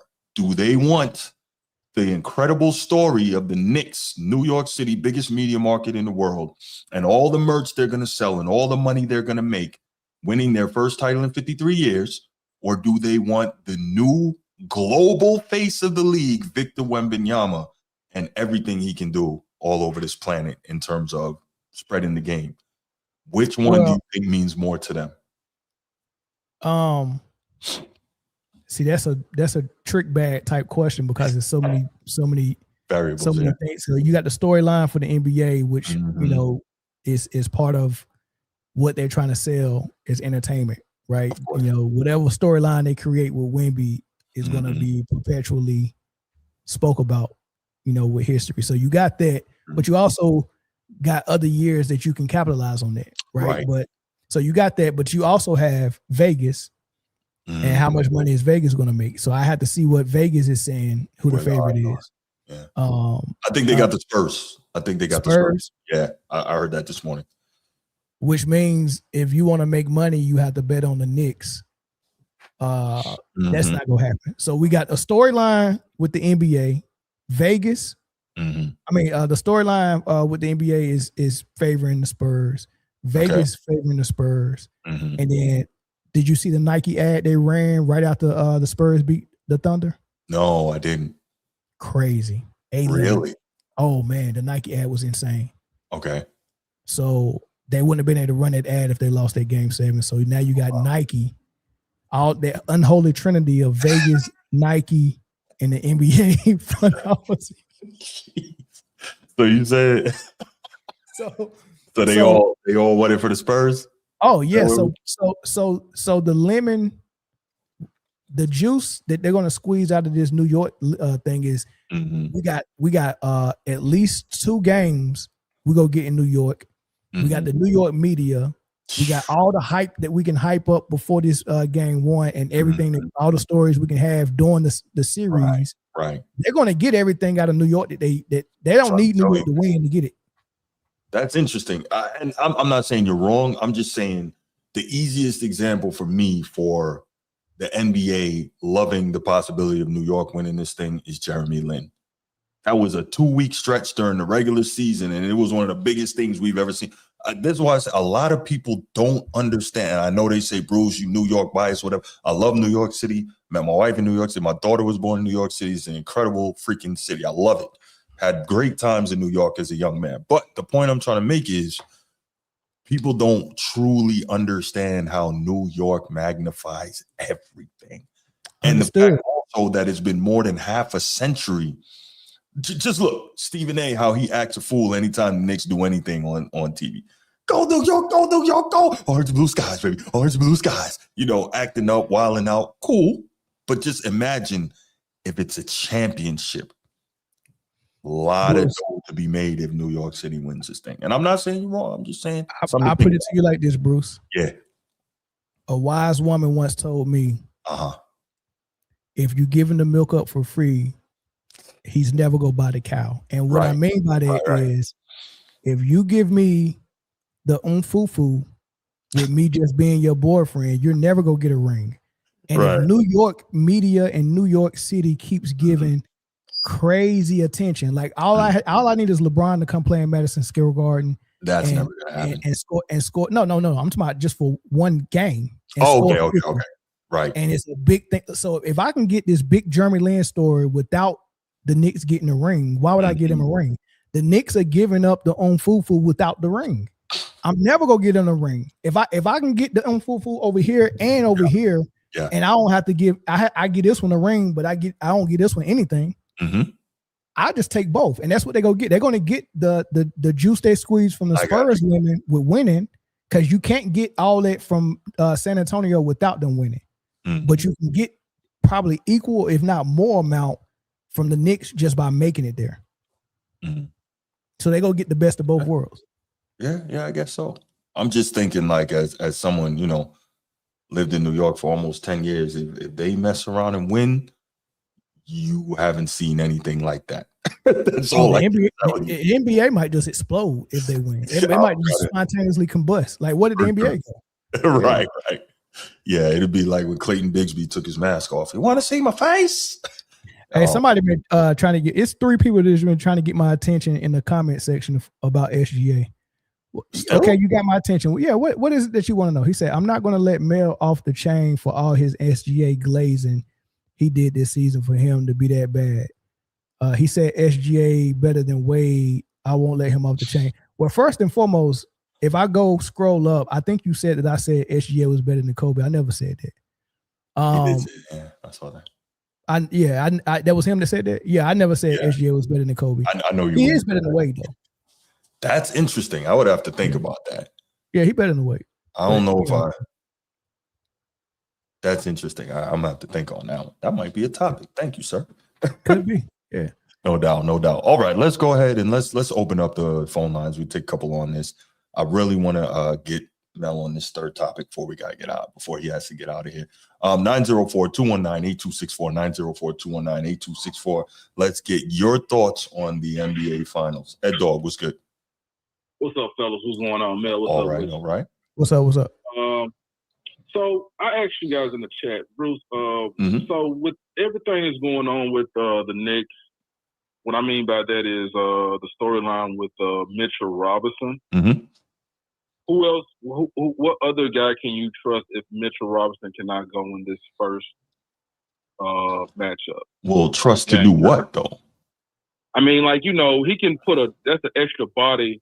Okay. And I'm just saying, if Cat go in foul trouble. Okay. And, you know, the situation, you know, Mitchell Robinson, he broke his pinky. I know he's only good for giving you 8. He's averaged 8 points a game and give you offensive rebounds, but he's an extra body we put on Victor. Sure. Would that cause any issues with the Knicks? I mean, and also, you know, whose bench do y'all trust more, the Spurs or the Knicks?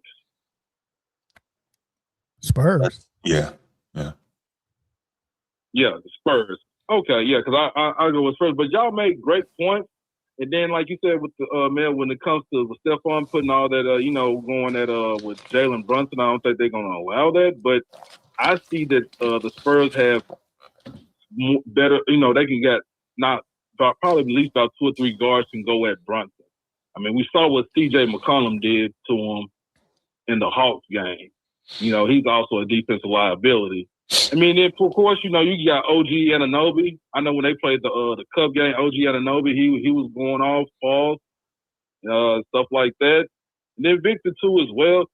So, and then not only that, man, I'm not going to sit up here and say anything about the East being weak and anything like that. Now, I want to know, who is this, the Knicks being more battle-tested now than the Spurs being battle-tested? I think the Spurs are more battle-tested. Correct. Clearly. The Knicks got hot, and who did they play in the second round? They played the Philly. They swept Philly. Yeah, so they weren't really tested like that. They will be now, but again, they present, as you know, different problems offensively. So it's going to be interesting, man. It's going to be very interesting.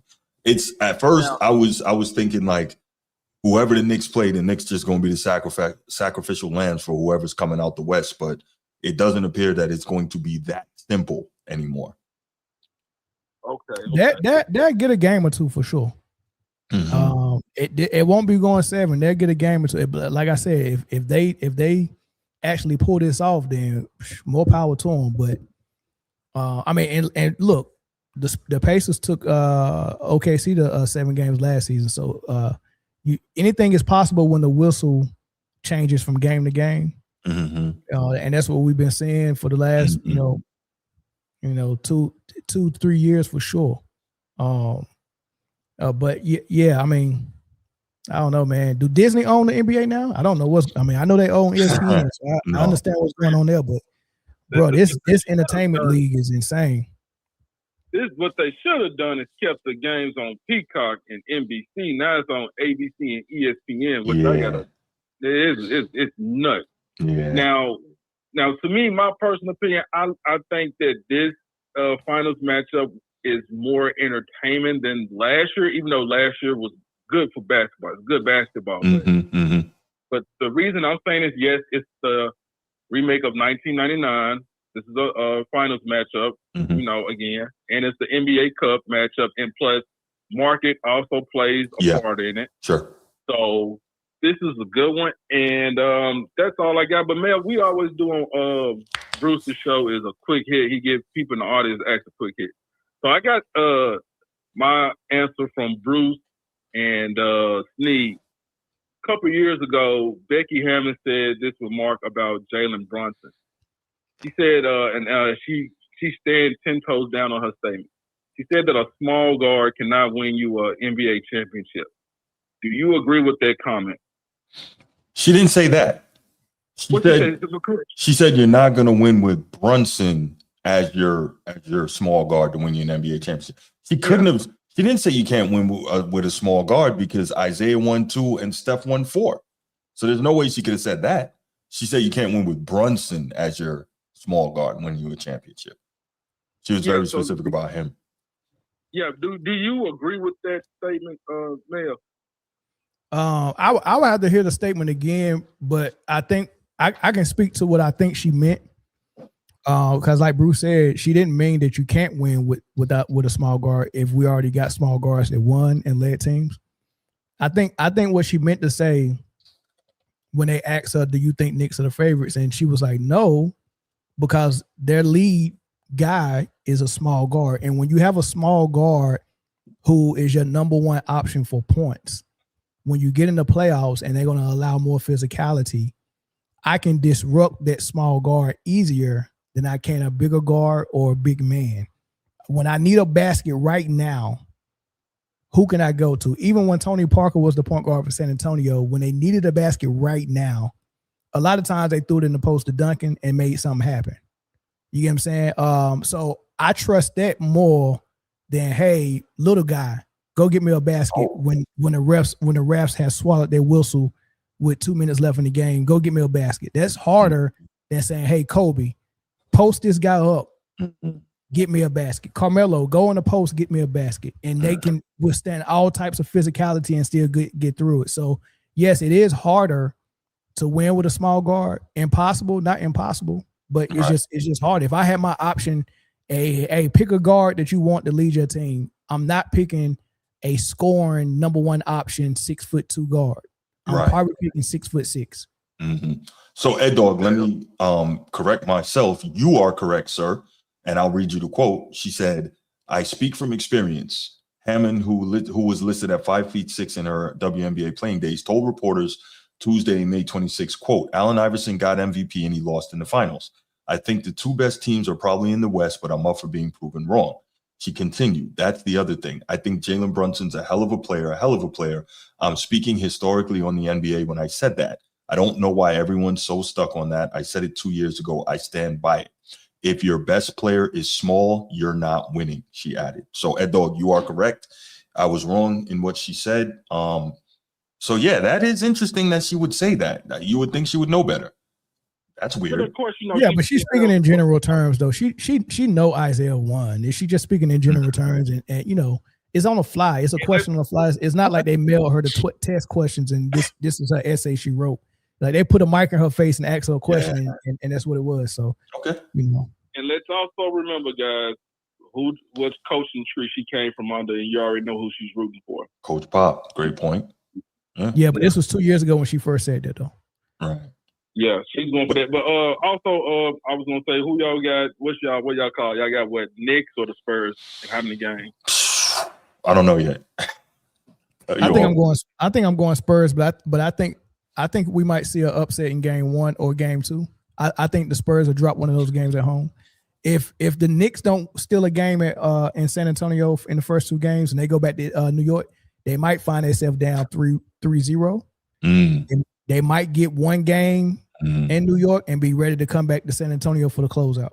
And I was going. I mean, I don't know. My last question is, man, who is the X factor on from the Knicks and from the Spurs? I was going to ask y'all that question. Who is that? Vegas. That fair enough. All Cat, right, fellas, man, Cat. Okay, man. Y'all be you, man. I'm holler at y'all. Keep listening to the show. Hey, I appreciate the call, dog. Thank you for the good questions, man. All right. Hey, I got my ring. Hey, what's the matter with you, man? Got my ring, man. This is my fantasy football. Oh, okay. What year was this that I won this? Man, 2020, 23? Oh boy. All right.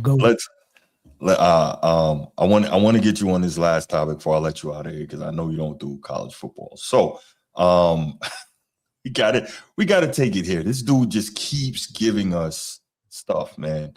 Rich Paul, this guy, there's something really, really wrong with this guy. And I keep asking a very simple question. When it comes to LeBron and LeBron's team and LeBron's fans, do they not realize by the way that they move that they just proved the point that LeBron is not what they say he is? And the reason I ask that question is because they can never just let LeBron's work stand and be what it is. They never can. They always have to try and take shots at Mike, take shots at Kobe, take shots at Steph. I've never seen a fan base that hates every other player this way, as if that makes their guy better. Like, this is absurd. Like, I see you shaking your head. What's up? No, I'm letting you open it up, man. I'm just shaking my head because I already know what he said. Well, go ahead. Right. So, all right. So Rich Paul was on his show just the other day with Max Kellerman, and no, Coach T. Rich Paul is not just doing his job, man. He's out here deliberately lying, deliberately always taking shots at somebody else, and it's crazy. And he doesn't realize how bad this makes him and LeBron look. This is really insane. But anyway, he was on his show with Max Kellerman, and Gilbert Arenas was on there as well. And so they had some interesting commentary to make. And of course, they had to take more shots at the GOAT. So I'm going to play it. It's a pretty short clip, but there'll be a couple of spots where I'm going to stop and make some commentary and get some thoughts from Mel, and then we'll go from there. But it's all right. Let's go. Right, Scottie Pippen rings, those 6, they're not the same as Michael Jordan's.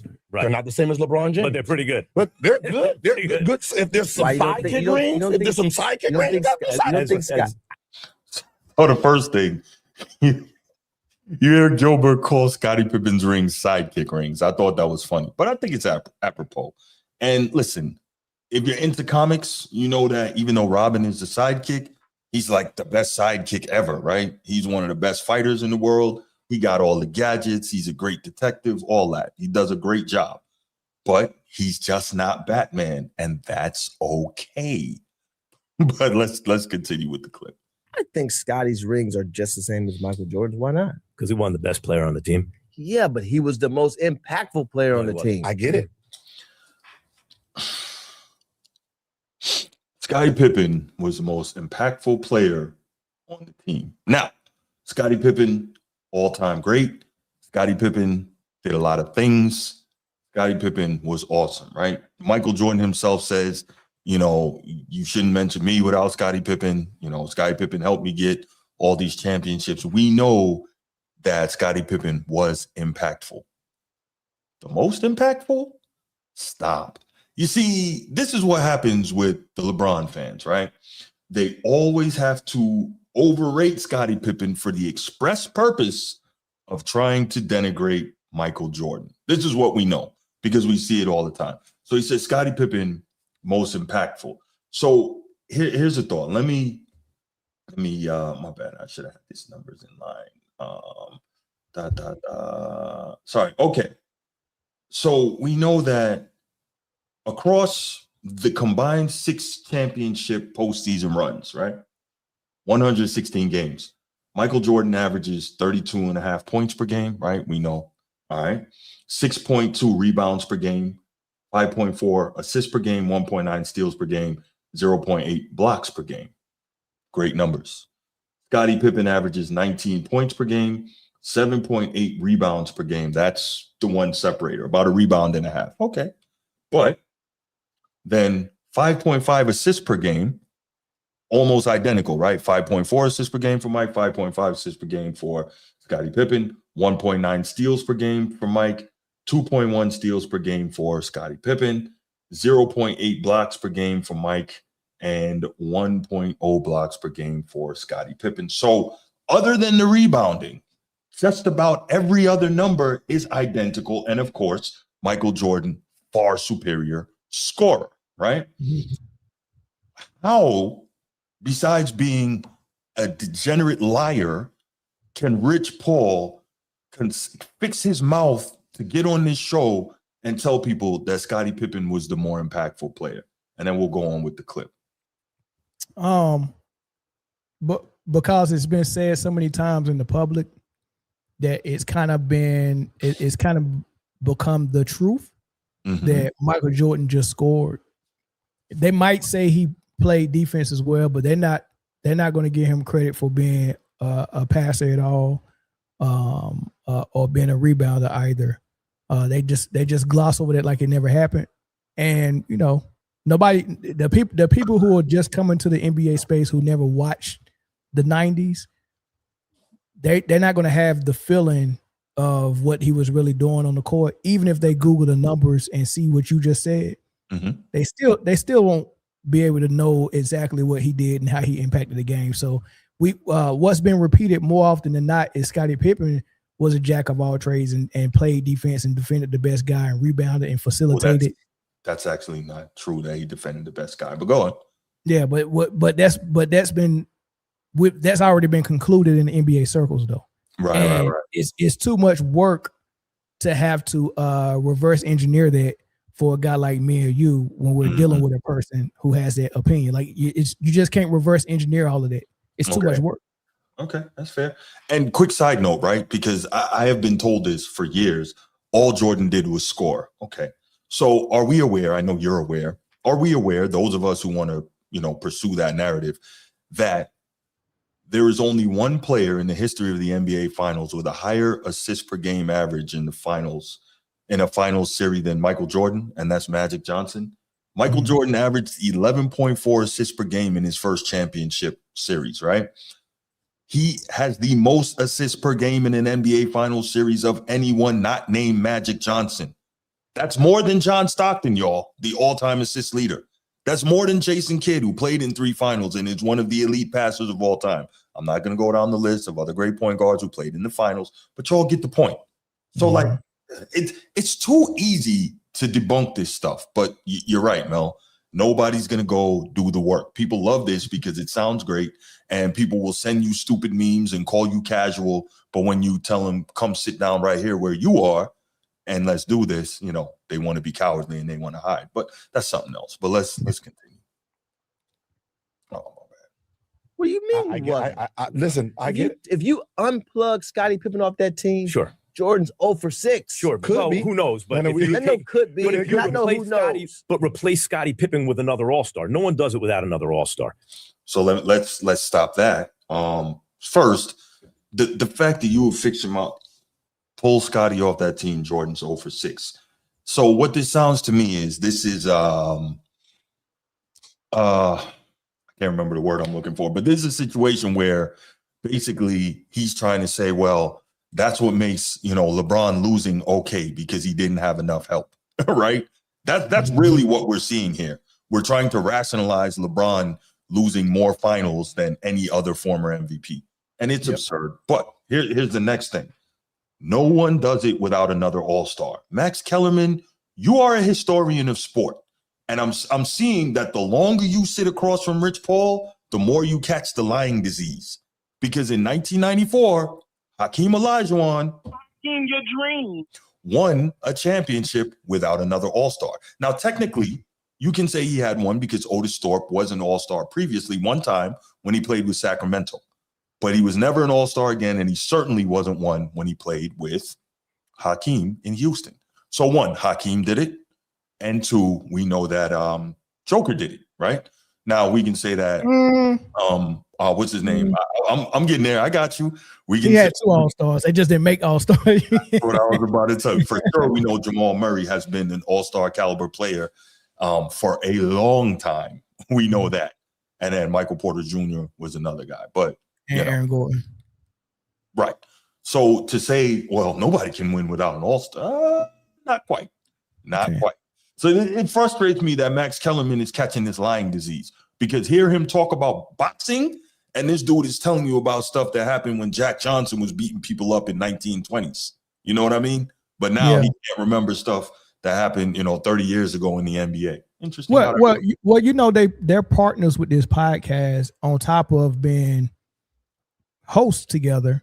Mm-hmm. So it's not like a volatile thing where they get on there when he was with Stephen A. Smith, where they was actually really debating each other and really trying to win the debate.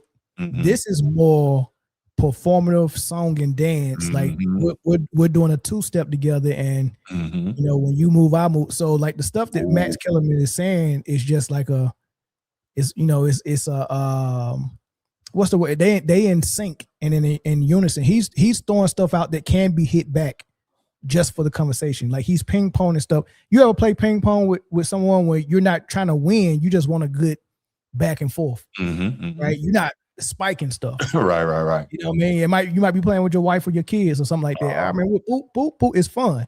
They're punching each other. He's punching Rich with kid gloves just for the performance, and he's not really trying to shoot down his nonsense. Mm-hmm. So Ed Dog says Max does give pushback to Rich Paul. He only did once at the very beginning of the show, and he hasn't since. We know that he's not going to mess up the check. But let's continue. No, you got another All-Star. He's going to win more than one. You can replace him with another All-Star, but just because it's an All-Star don't mean it's Scottie Pippen. No question. I'm not saying six. I'm saying, but you're going to win some. How many All-Stars are going to be willing to take a back seat knowing 100% of every All-Star who ever lived? That's not true. If you're playing with Jordan, you got no choice. No, that's not true, because why isn't that true? And I'll give you an example. When I'm gonna go back to 95 now, when Hakeem won the second of back-to-back championships. Hakeem, your dream. And the Rockets traded for Clyde Drexler. Clyde Drexler, Hall of Famer, multi-time All-Star, right? Multi-time All-NBA. And this guy came to Houston and willingly took a backseat. And don't get me wrong, he played a pivotal role. He played a great role in helping them win that second championship. But he didn't come in there acting crazy. He knew whose team it was. And I think that's the same thing Max is saying here. If you're playing with Jordan, you know who the number one dog is going to, except maybe Kobe, because Kobe is just total psycho. But I think anybody else knows who the number one dog is in that situation and would take the back seat and play their role. Like this is not difficult. Rich Paul is ridiculous, man. Yeah, but see, that's one of those conversations that now we're not even on topic anymore, because now they're talking. And my analogy for this is imagine you being a very skilled fighter in a boxing sense, but you're doing like some MMA or some UFC type stuff, and you're fighting someone that's really good at ground and pound. I want to stay on my feet and fight. He wants to get down to the mat. So imagine as soon as they ring the bell, I come out and he just lay down and invite me to the mat. You're not going to go there. And that's how conversations in the basketball community, or any conversation that turns into a debate, someone is going to try to bring you down to the mat for ground and pound when and Max took the bait. Because why are we talking about can Michael Jordan win? Would someone think that they're the number 2 behind Michael Jordan if they join? Why would that be the conversation when the topic is who was more impactful, Scottie or Michael? Like you end up all the way down the road, now we're talking about something else. What happened to who's the most impactful, which is an easy argument to have. Why are we having this? Of course, Michael is more impactful to Scotty. Conversation over. Because Rich Paul knows, and when you deal with people who know that they can't handle the debate, they start moving things all over the place. And I don't go. I don't. When they move it, I don't go. When they invite me to the mat, I say, no, that's not what we're gonna stay on the feet. No, we stand on my feet. I'm not even addressing it because that's not the topic. Who's more impactful? Right. Again, this is where you got to really dive into the type of player.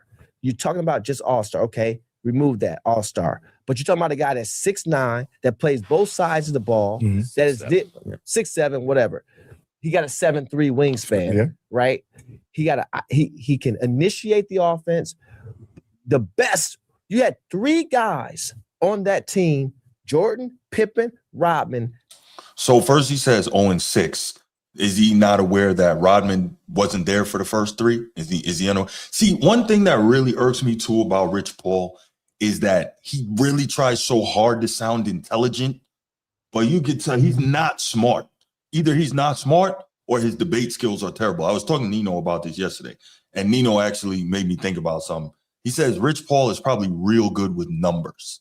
He's probably really good with numbers, but he doesn't speak well. He doesn't put arguments together well. He doesn't put words together well. And you see it constantly when he speaks because he's trying so hard to sound intelligent, but he's wrapping himself in circles constantly. Gift of gab. That's the only thing I'm going to give him credit for. I don't think he's good with numbers either. Gift of gab. That's it. Let's continue. That were on all defensive team. Yeah. 3. Yeah. Ron Harper should have been on it too. Ron Harper, another, and that was after Harp had the knee issue. I don't care what anyone says. Dennis Rodman, greatest defender I've ever seen. Let me stop you there. See, here we go, Max, with the lying again, right? It was about a month and a half, maybe 2 months ago. Max Kellerman, I did a show on this. You can check the channel. Max Kellerman said on this same podcast that 2013 LeBron is the best defender he's ever seen. Now, I guess because maybe it fits the argument better, he doesn't care what anyone says. Dennis Rodman's the best defender. You see why I get irritated with these people? Because they play me like I'm stupid, and I don't like that, Mel. I get it. Listen. That's why I don't even engage, man. Like, you know what I mean? Like, I know it's performance. I know they're just having this conversation just for clicks, and like this is just ridiculous, man. Like I don't, it's rage bait at the very best, and they get me, man. Yeah, they get me. Let's continue. Yeah, no one's arguing with including you with that. Pippen. Yeah. No, well, again, so you had 2 guys who you can argue that was the greatest defensive player you ever seen. So now notice where this conversation went. It started with Pippen being more impactful. Right. They didn't unpack that or deal with that at all. Mm-hmm. They went to 3, 4, 5, 6 different topics where they was allowing Rich Paul to throw word salads out there on each topic and then just move to the next one without even dealing with. I'm like, yo, I'm not going to let somebody navigate a conversation like that with me. Cause I don't like freaking clown shows, and I want to be serious with stuff. Like I really like solving problems. I really like getting to the bottom of things. So like if it's a conversation to be had about something, if we got a disagreement and we got to hear each other out, I really want to hear each other out in a meaningful way, not in a way where like what they just did. Like I wouldn't participate in it. Yeah, it's just so frustrating. Like the lying and the disingenuousness and the constant need to try and tear Mike down. Because here's the other thing, right? Real talk. Why do you still feel, not you being you, of course, but why do these guys still feel the need to try and attack Mike if, according to them, it's so clear that LeBron is the GOAT and has been for however long? Why are they still trying so hard to make the case? Oh, because they want to hear as many people that believe Mike is the GOAT. They want to hear that said for LeBron. They want a full-blown announcement. Okay, the torch has been passed. LeBron is the GOAT. They're not going to rest until. And look, these are resilient people because anybody else would have been quit. I mean, bruh, as soon as Harold Miner got showed up by Mike, that Harold Miner Baby Jordan stuff was done immediately. Right. Imagine if they kept reflashing it, like, oh shoot, now Harold Marta he won a dunk contest. Now the conversation is back. Like everything that you do, now let's restart this conversation. Like Stackhouse, he came in was the next Jordan. That changed real quick. Vince Carter came in was the next Jordan. That changed real quick. Like even Kobe. There's no one who has kept it up this long with this amount of effort. Like they are very resilient, and they feel like if I just keep texting this girl, one day I'm gonna get them draws. Like if I just keep being persistent, like if I just persistence, Mel. Hey, but that's how they feeling like, man, one day I'm gonna crack, and this is what it is, man. They like just don't quit, just keep the pressure on them, keep playing until you're the GOAT. Just do it. That's the Nike slogan. Keep playing until you're the GOAT. Joe Long, man, I hear what you're saying, man. But one thing you can't say, man, is that I've ever told you can't say I've ever sat here and lied about LeBron or Rich Paul or any of these dudes. What I do is point out their lies, and their fans don't like it. So it is what it is. But all right, I'm gonna go ahead and I'm gonna open up the phone lines. We'll take a couple calls on this and get Mel up out of here. 904-219-8264, 904-219-8264. Why do these people have to continue to lie to us and consistently be exposed? Why do they have to continue to sound so stupid in these things that they say as if we don't know what's going on? Nino, what up? Hey, Bruce. What's going on? Bruce. What up, Nino? I gotta tell you, I was proud of Rich Paul for 5 seconds. 5 seconds? But then, because you see how it started. Now, because I hate this, that basketball, most real basketball fans, even with the GOAT debate, we get tired of it. The point that he made when Gil and which I might agree, I don't know, but I don't. He said Gil and Max was saying they don't look at Pippen rings the same way they look at Jordan rings. Nobody the same does. way they look at. I do. Okay. Steph rings, KD rings, and I thought I always been hated with the media because we see this with SGA and J Dub. Okay. You don't look at their rings and say that takes the team. That's what they trying to do with Jaylen Brown, and it look like he's finna work. That's what they did with Kobe and Shaq. They tricked him out of his spot. It's a team. It ain't Kobe fault he landed on there with Shaq. They trying to do the same thing to Pippen for this debate.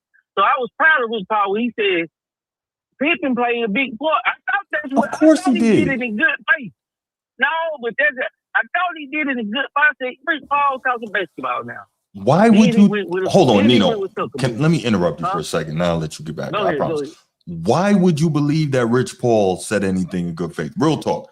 Think about this. How many? Hold on. How many episodes have I done here with Rich Paul dismantling this dude, lying after lying after lying after? Why would you think that he would do anything regarding this in good faith? And Nino, he didn't say that Pippen was a major contributing factor in those 6 rings. He said he was the most impactful player and more impactful than MJ for those 6 rings. Well, that's why it only lasted 5 seconds. Pippen, I'm like, yeah, because I was disagreeing. They were like, because they said carrying rings and KD, they don't look at them the same because I'm like, what is y'all talking about? And Pippen and Jordan, I'm like, okay, Rich Paul, you finna talk some sense. Because then he say Pippen more impactful. I said, what the hell? What did he say? He had to rewind it. I said, he said that. So, okay. But then I know basketball and I studied this stuff. Phil said that Pippen, y'all don't know how good Pippen is. He's better than Jordan. So I'm thinking maybe he's finna give us something. But he didn't give us anything, which I still go disagree because it's foolishness. So let me say this, Nino. The LeBron fans love to run to Phil saying that. But we know that Phil was the master of head games. And we know that was a function of him trying to give Pippen that confidence, right? Look, this is very simple. We saw Pippen when Michael Jordan wasn't there begging MJ to come back. That should be the end of any of this argument right there. That doesn't mean Pippen is not great. That doesn't mean he's not top 50. That doesn't mean he's not top 10 small forward all the time. That doesn't mean his contributions to those 6 championships were not tremendous. What it does mean is you can't say what the clown Rich Paul said. Now, what I'm saying, though, Mm-hmm. what you're not wrong, I'm saying Jordan wouldn't play without Pippen either. Because it's a team. I'm not saying that don't mean that I believe Pippen was better than Jordan or he was more impactful. I'm saying they understood it's a team. I thought Rich Paul was going there. Because we can say the same thing about Bron and Tyree, Bron and Wade. I can say the same thing about everything. Mm-hmm. During the weekend, I can take Tyson Jones off them Dallas Mavericks and they going to look different. Mm-hmm. But he was going there. But for a second, I said, this is what Bruce going to kill. That's why I said this in my head. Bruce is going to kill him. What are you talking about? You ain't making no sense. But I also say that show, I watch them every night. I watch the clip. And like Mel said, it's not like they come in prepared with points and talk. They just talking. Mm-hmm. So when you ain't doing no homework, it's easy to get barbershops and go crazy. Well, but I was proud of him for 5 seconds, and he lost him. Okay, but Nino, hold on though. And I get what you're saying about not doing homework. But when you're talking this stuff all the time, or you're old enough to know better, or this is your life, because Rich Paul is around the NBA all the time and is old enough to be, he and LeBron, I think he's a couple years older than LeBron or close in age. So that means, he's old enough to have seen all this and know all this and remember all this. You, for me, don't get the pass of saying, oh, they just talking barbershop. No. Because these guys know the influence that they have on the younger generation. So it should be their responsibility to be more honest with the stuff that they're saying, right? This is not hard. It should be. This is not hard. I tell you what, bro. It's one guy on TV, and I really don't. I like his points, except for when he talk about. And some points about Bron be true, but it's one guy on TV that seen more sports than all of them. That's Skip Bayless. Mm-hmm. And when he debates, I give Skip credit.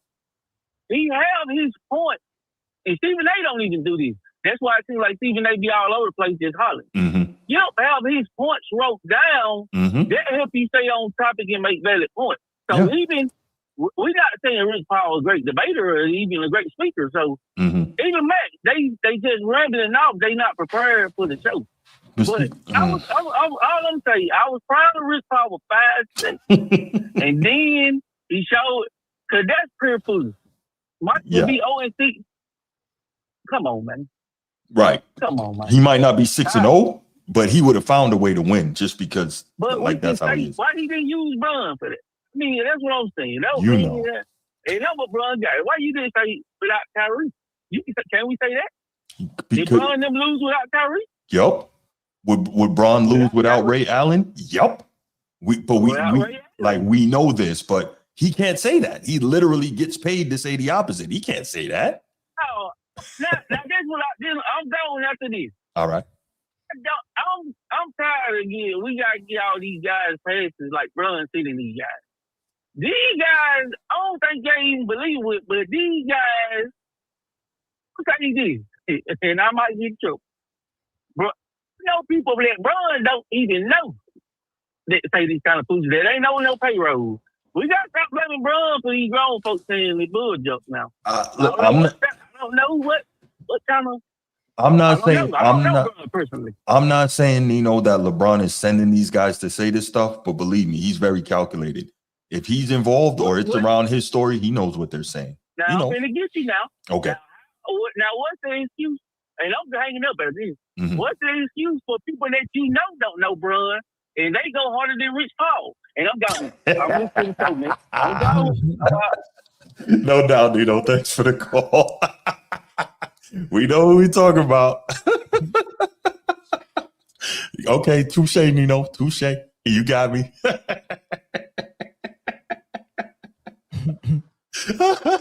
You got me.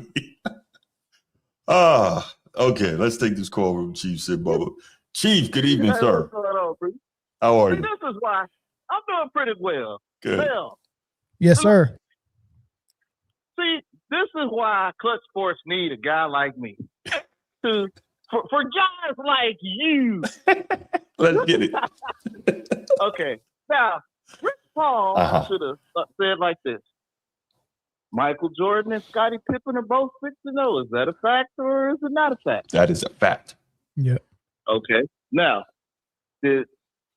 Michael Jordan didn't win without Scottie. Scottie Pippen didn't win without Mike. Correct. Into the fact that we wouldn't know if Michael Jordan would be 0-6. We can't tell that because that fact didn't happen. Like you said, he could possibly win a game. Now, I could say this. What Rich should have done is use Michael Jordan's own words in his Hall of Fame speech. That's what he should have done. Absolutely. Hey, you seen you seen Michael Jordan, you seen Scottie Pippen. That's right. That's all he had to do. That could have kept it simple like that. Chief, I got another way to keep it simple, Chief. Let me. You wrote a lot of evals in your time, right? Oh, yeah, I wrote a few of them. But I'm just saying they got to keep it simple. I'm about to keep it simple. Now, when you wrote evals for your LPO, and he led 35 sailors, and whatever X, Y, and Z amount of work or man hours they expended, do you write the exact same thing for your assistant LPO and say that he also led 35 sailors and did that, or is it slightly different? Nope. No. You know what I do? Yeah. They got to get me something in there on the input of what they did. I make them kind of write their own eval. But I get it. But my point is this: the LPO's role, whether he's leading the 35 sailors, plus he's leading the assistant LPO as well. Right. So the assistant LPO is not leading the LPO. That's right. Right. So the LPO is leading the assistant LPO or the co-star, and everybody under the co-star is role players. Michael Jordan led the Bulls. Pippen co-starred and helped lead the Bulls. Okay. Different roles. So we might have did the same amount of work with whatever division we lead. Let's say if we I don't know, we're electrician. How many lights and freaking motors did we fix? Yeah, it's the same numbers, but different roles in getting those numbers achieved. Yeah, so the star 6 rings is not the same thing as the co-star 6 rings. Correct. Right. Because this is what I'm looking at too now. As great as Michael Jordan, great Scottie Pippen is, he don't got 6 finals MVP. Correct. For debate aside. Right. So I get what you're saying, but to me, I think Rich would have been better off saying the impact without Scott. Not that he was greater than Mike. We know Mike was the man. Mike did whatever he did. You got the statistics. Everybody could read the statistics and everything. Scotty did. They worked well. They complimented. Sure. Because, I think Mike could probably win. So it's like this. If you my spade partner, I can play with other spade partners. They ain't nothing like the one I got to bust somebody's ass. Because we know each other and we work well together. Yeah. That's the way I look at it. Yeah, Mike's the big dog, and I give Mike the big dog credit. But if he didn't have Scotty, would it been as good? I don't think so. Because I think from what Mike said, he wasn't as comfortable without Scotty. If you gotta have your guy there, you gotta have your number 2 there. I think that's what that's what he said. As far as LeBron, if you don't have that stability and consistency like they do, you never can tell them what he can do. That's the fact, right, Bruce? That's a fact. So, he played with, it's like this, okay. Yeah, he won with D-Wade. He won with Ray. He won with those guys, but then was he anywhere consistent enough to have the type of success and work, with somebody all the way? The changing of the teams, it worked for LeBron, but it also worked against him. Michael and Scotty had to tough it out in Detroit together. Sure. So I think that's what Rich Paul better up. If you want to, raise Pippen up, then do that. But you don't have to do it at the expense of Michael Jordan. Michael Jordan already said it. If they really look at it, he said it in his Hall of Fame speech. Now, as far as I can tell you what goes on offline with Scottie Pippen. He don't ever say a bad word about Michael Jordan. Okay. I'm just saying. I can't get over that you said that, because some of the stuff he said publicly, I'm like, huh? Right. Guess he was trying to sell that book. Right. Selling the book. But that man don't just go out his way. But I think what it was on that last, I think that was that issue. But if you ask him, even after then, who's the greatest player? Scottie Pippen say Michael Jordan. Who's the greatest, like assist team player? He says it's him. Like LeBron. He said he's over LeBron. I did hear him say that. So yeah. I think he'd give LeBron hell, but that's a whole different discussion. Right. but then too, I think these guys really need to look how they frame and say stuff. Because there's people that go back who gonna go line for line on what you said. If you just said some factual stuff, that's okay. But but Rich, that's why they need to hire a guy like me. Agreed. They need to hire me for clutch sport. But it's the thing Bruce used to say, Chief, they lie. You know they lie. There you go. You know they lie, Chief. You're know. Right. You know. You know. And now, like I pointed out, Max Kellerman got the lying disease too. That's terrible, man. Right. But you know what I don't like? What's that? It's called the spinning of the facts. Yeah. They'll say some of their points, and some of it may be true, but then you slip in, throw a qualifier here, qualifier there. Now, like the 2013 thing with LeBron, and then Dennis Rodman, and see, you got certain stuff you got to be clear about. Now, you could have said 2013 LeBron James is one of the greatest I may have seen, but when you say it's the greatest, that kind of changes the narrative. No doubt. So it's that wordplay. Yeah. Wordplay, fellas. Wordplay. No doubt. Thanks for the call, Chief. I appreciate you, man. All right, Mel. All right, Chief. Chief always got good calls. And I tell you, for a LeBron guy, two LeBron guys, the most fair LeBron guys I know is Nino and Chief, man, honestly. And for sure. Yeah. For sure. Most of the rest of them, oh boy. All right, I am going to, Mel, if you want to get out of here, that's A-okay, man. I'm about to kick some college football for the last topic. I know it's not really your thing, but thank you so much for being here, man. I really appreciate it. As always, appreciate your thoughts and your insight. For sure, man. Thanks for the invite. As always, bro. No doubt, brother. I'll be on time next time, though. No doubt, man. All right, bro. Thanks. All right, later. All right, and that's Man Down Mel. So we got one more topic to do, and then you guys can enjoy the rest of the night. And I'm gonna get my college football fix in because that's what I do. Okay, so as you know, love college football. As you know, diehard Notre Dame football fan. As you know, Notre Dame is a football independent, i.e., they are not a standing member full-time of any college football conference.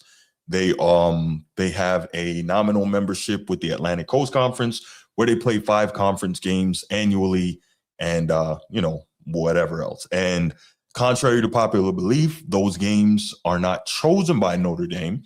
Those games are given to them by the ACC. So we know that. We know that there are 4 power conferences, the Big 12, the ACC, the Big 10, and the SEC. And those are generally the power players in college football. And really, out of those 4, the 2 big boys are the Big 10 and the SEC Southeastern Conference. Now, why do I have the Southeastern Conference logo on the thumbnail? Because how this is working is when it comes to college football, the Southeastern Conference has widely been thought of as the best conference in the country for quite some time now. Now, I think it's hard to argue against that. I pushed back against that very often throughout the years. But one of the biggest things is between the year 2000 and 2026, which is 26 years, the SEC has won 16 of those national championships, And I believe, if I'm not mistaken, 5 different schools within that conference has won championships. So you got to give credit where it's due. Now, here's the thing. Everybody knew that the SEC was playing by a different set of rules. And what do I mean by that? It's out there, widely known, that the SEC is dirty and has been paying for the longest, right? For instance, this is not me just saying it. I don't have the clip, but you can actually look this up. National championship head coach of the former national championship head coach of the LSU Tigers, one of them, right? In that time stretch, Saban won a championship at LSU. Les Miles won a championship at LSU. Ed Orgeron won a championship at LSU. So when I refer to former national championship head coach at LSU, I'm talking to Ed Orgeron, talking about Ed Orgeron in this case. By the way, really nice guy. I met him at Notre Dame about 4 years ago.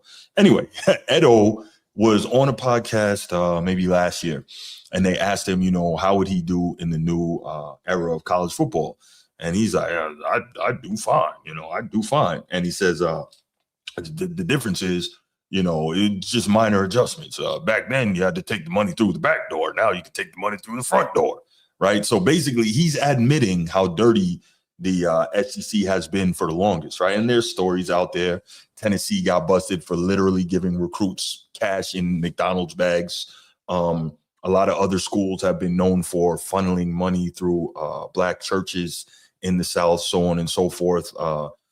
Former USC Trojan and NFL player Stuart Cravens is on record. You could probably find the tweet on X or the post on X, whatever you want to say, where he says that when he was being recruited, schools in the South were paying guys just to visit. So the SEC has been dirty, right? Now, coincidence that, 3 years ago, NIL became legalized, name, image, likeness, where guys could make money in college athletics. Not just guys, but college athletes, period, could make money off their name, image, likeness. And also the transfer portal started to fully open up to where guys could transfer as many times as they wanted. Athletes could transfer as many times as they wanted and didn't have to sit out a year, right? And so coincidentally, lo and behold, when that happened, everybody could start paying. And I'm not saying other conferences and other schools weren't paying. I'm not saying it was only the SEC, but it was primarily them. When everybody could start paying, all of a sudden the SEC, their dominance started slowing down. Amazing how that works. Because you look at teams like Georgia and Alabama and LSU, schools that would have third string players as good as the starters from some other schools. But now that everybody can get paid and guys don't have to sit out when they transfer, et cetera, it's very hard to stack talent in the same way. And all of a sudden the SEC is not dominating and winning all these championships anymore. Why am I bringing all this up? I'll get to it in a second. So as I mentioned, between 2000 and 2026, SEC won 16 national championships. Then when we got away from the BCS era and we got away from all that, we got into I'm not going to say true playoff system, but a playoff system. We started with a 14 playoff, right? And the SEC won 6 national championships in the 14 college football playoff era. The very first, the inaugural, Ohio State won that one. And then 2015, 2017, and 2020, Alabama won the 14 playoff. 2019, LSU won. And 2021 and 2022, Georgia won, all under the 14 format. And a lot of that, don't get me wrong, these were great teams on the field, but a lot of that is not necessarily 100% fair in terms of the way that these guys were even getting to be in the 14 playoff. You've heard me talk about it before if you've heard me discuss college football on this channel. And a big part of that is this. The SEC, year in and year out, consistently is, and they're not necessarily doing this without any help, so I'm not saying it's all them, but consistently, a number of SEC teams are ranked highly in the top 25 so that when they beat each other, they can talk about how hard it is and the strength of schedule in the mighty, mighty SEC. And so that when they beat each other, the loser doesn't drop too far because it's a ranked loss, and the winner gets more credit for a ranked win. So it's all manipulated from the very beginning of the season. But at the end of the day, those were still some dominant teams, right? We look at that 2019 LSU team, arguably the best offensive team in history. We look at some of those Alabama teams loaded on both sides of the ball, offense and defense. We look at 2021, 2022, Georgia, 2 of the best defensive teams in history. So all this stuff is true. However, there is nuance, right, in terms of how the SEC was even getting into a position where they were always in line to be in a position where they could play for national championships. What's interesting there is, as a result of all that winning, they began to have an inordinate amount of power in the college football ecosystem, right? That's just a real thing. But lo and behold, since the playoff has expanded out to a 12-team system, so now we have a 12-team playoff. We've had 3 of those already. And of course, as I mentioned, NIL and transfer portal, those 3 factors, would you believe the Southeastern Conference has not, NOT not, won a national championship? What's that about, right? So we saw Michigan win a national championship. Then we saw Ohio State win a national championship. Then last year we saw Indiana, one of the worst teams in the history of college football, one of the worst programs, I should say, win their first ever national championship. So that's very interesting how all of that comes together and all of a sudden they're not winning. And it's not even just that. The SEC not only isn't winning national championships in the 12-team playoff era, it's not only that they're not winning them, they haven't even played for one in the 12-team college football playoff era. Woodage, I'm not upset about the 2013 BCS title game. I'm over that. Took me some time, but I'm good now. No, so now if you start looking at it, though, not even just that. For example, in the 25-26 college football bowl season, the SEC went 2-7 against other conferences at one point and finished 4-9 overall. So this is the conference that they tell you is the best and hands down the best, and it just means more. Very interesting, right? 4-9 overall.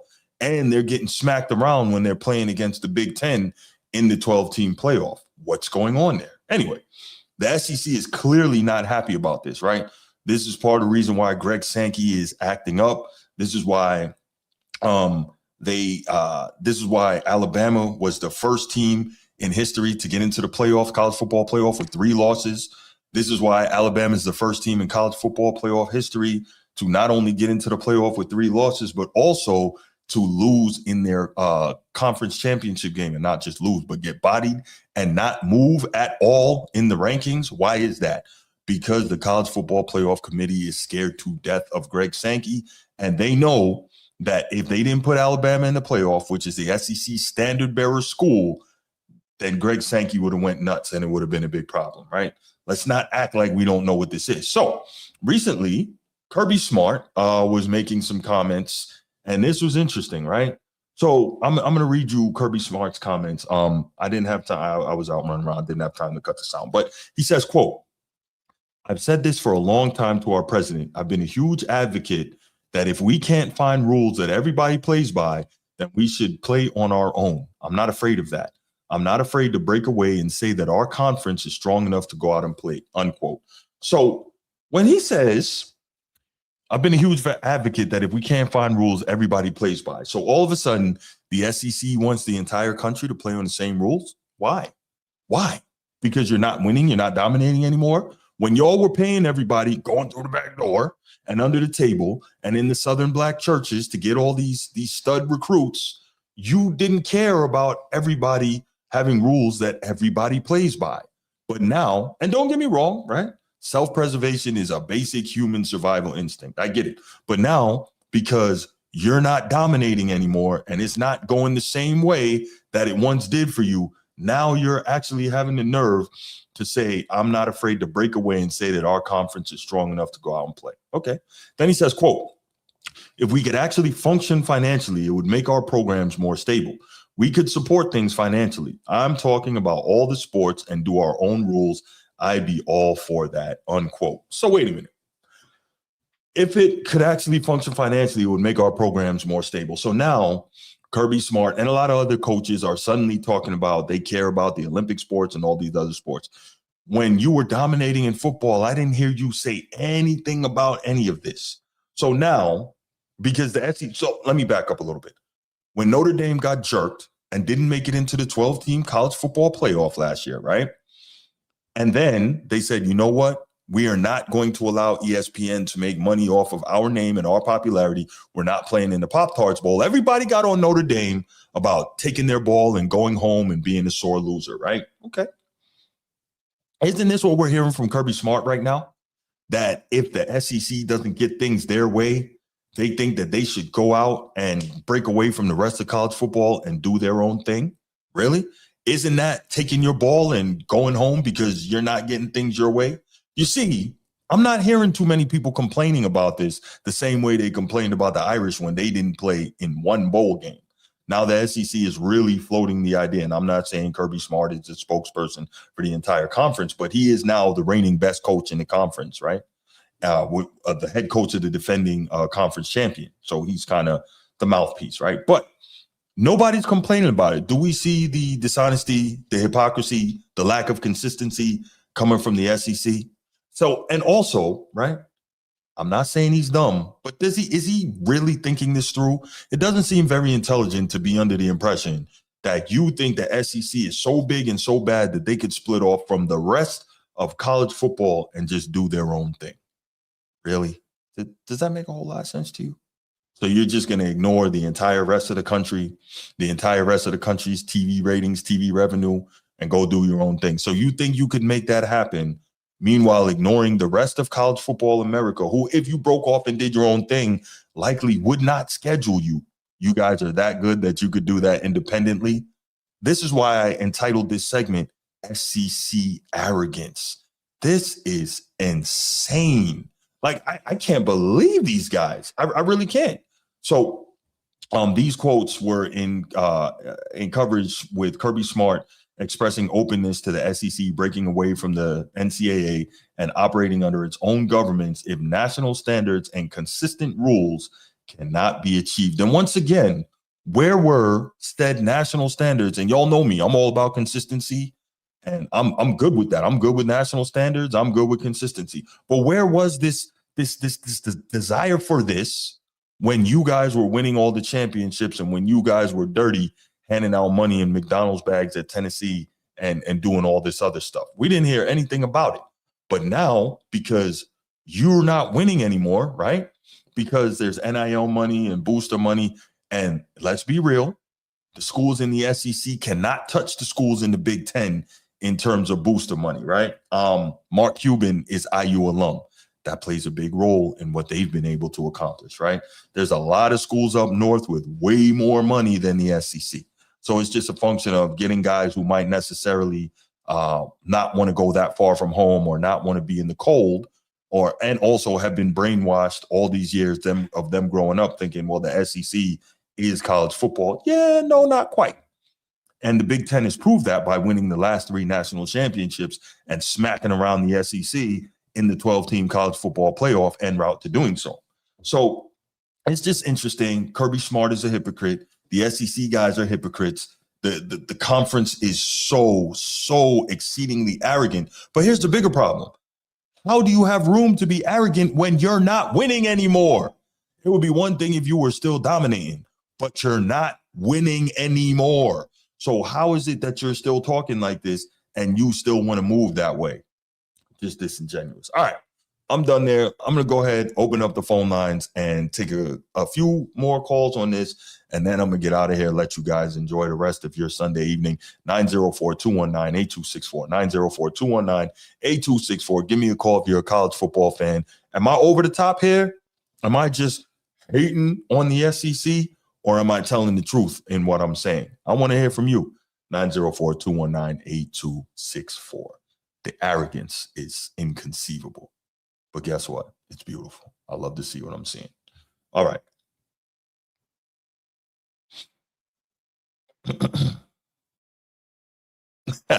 Okay, Woodage, fair enough. I can be over the top, but as long as I'm telling the truth, I'm good with it.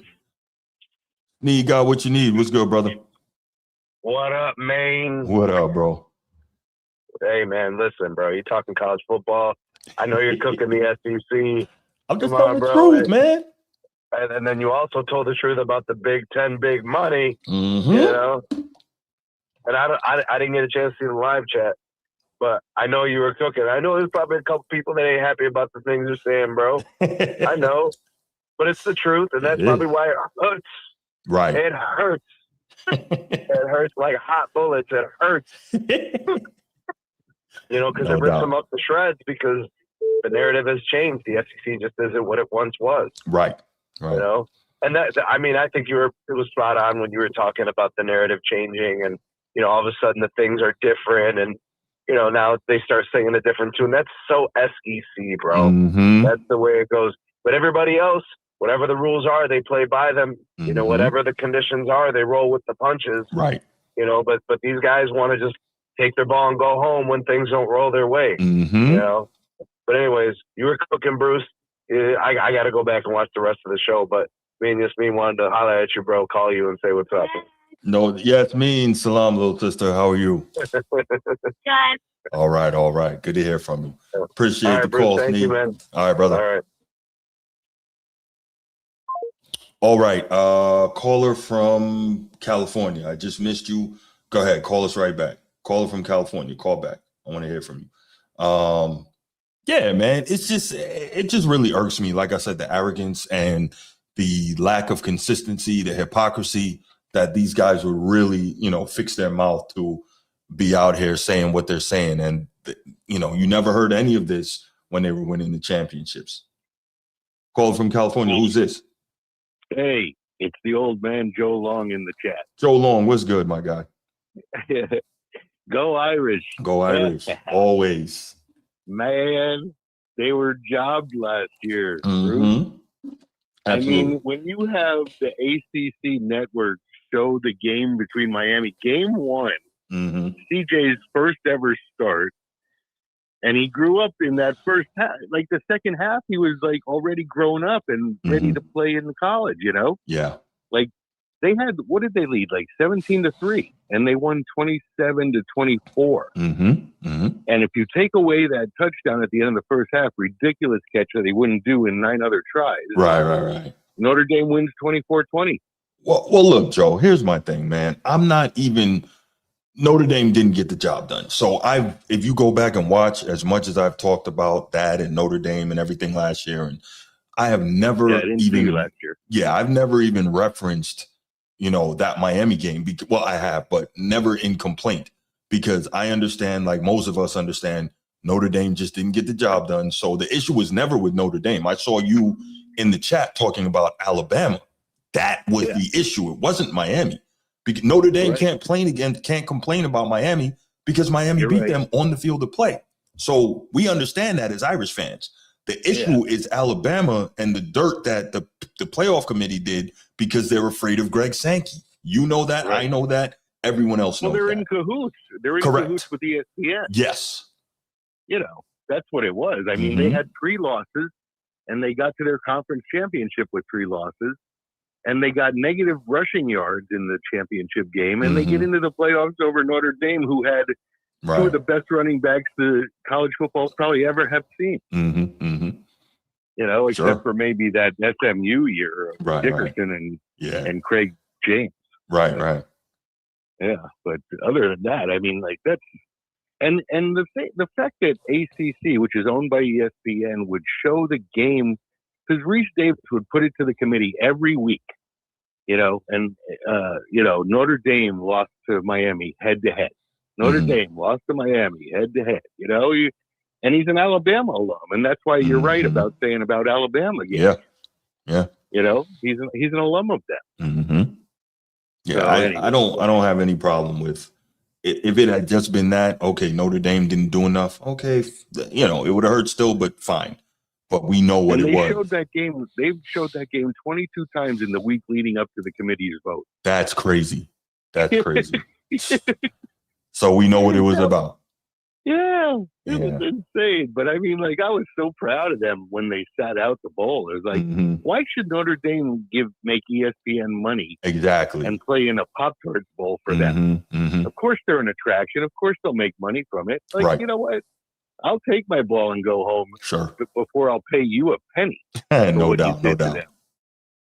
Okay. That's all I wanted to say. I appreciate the call, Joe. Thank you, man. All right, Bruce. Have a good night. Bye. All right. Well, we appreciate the calls. I appreciate all the interaction tonight. Thank you so much for those of you who are watching live. Thank you so much for those of you watching on the replay. make sure you hit that like and subscribe. Make sure you hype a video. Tons of videos on the channel. Check it out, man. We got a whole lot of content, and we're just getting started. The goal is to make 10,000 subscribers before the end of the year. We know we can do it with your help. And when we get there, we're going to start that Patreon up. And that's going to be where we can kind of, you know, cut loose a little bit, let our proverbial hair down a little bit. Obviously, I don't have any hair to let down, but you get the point.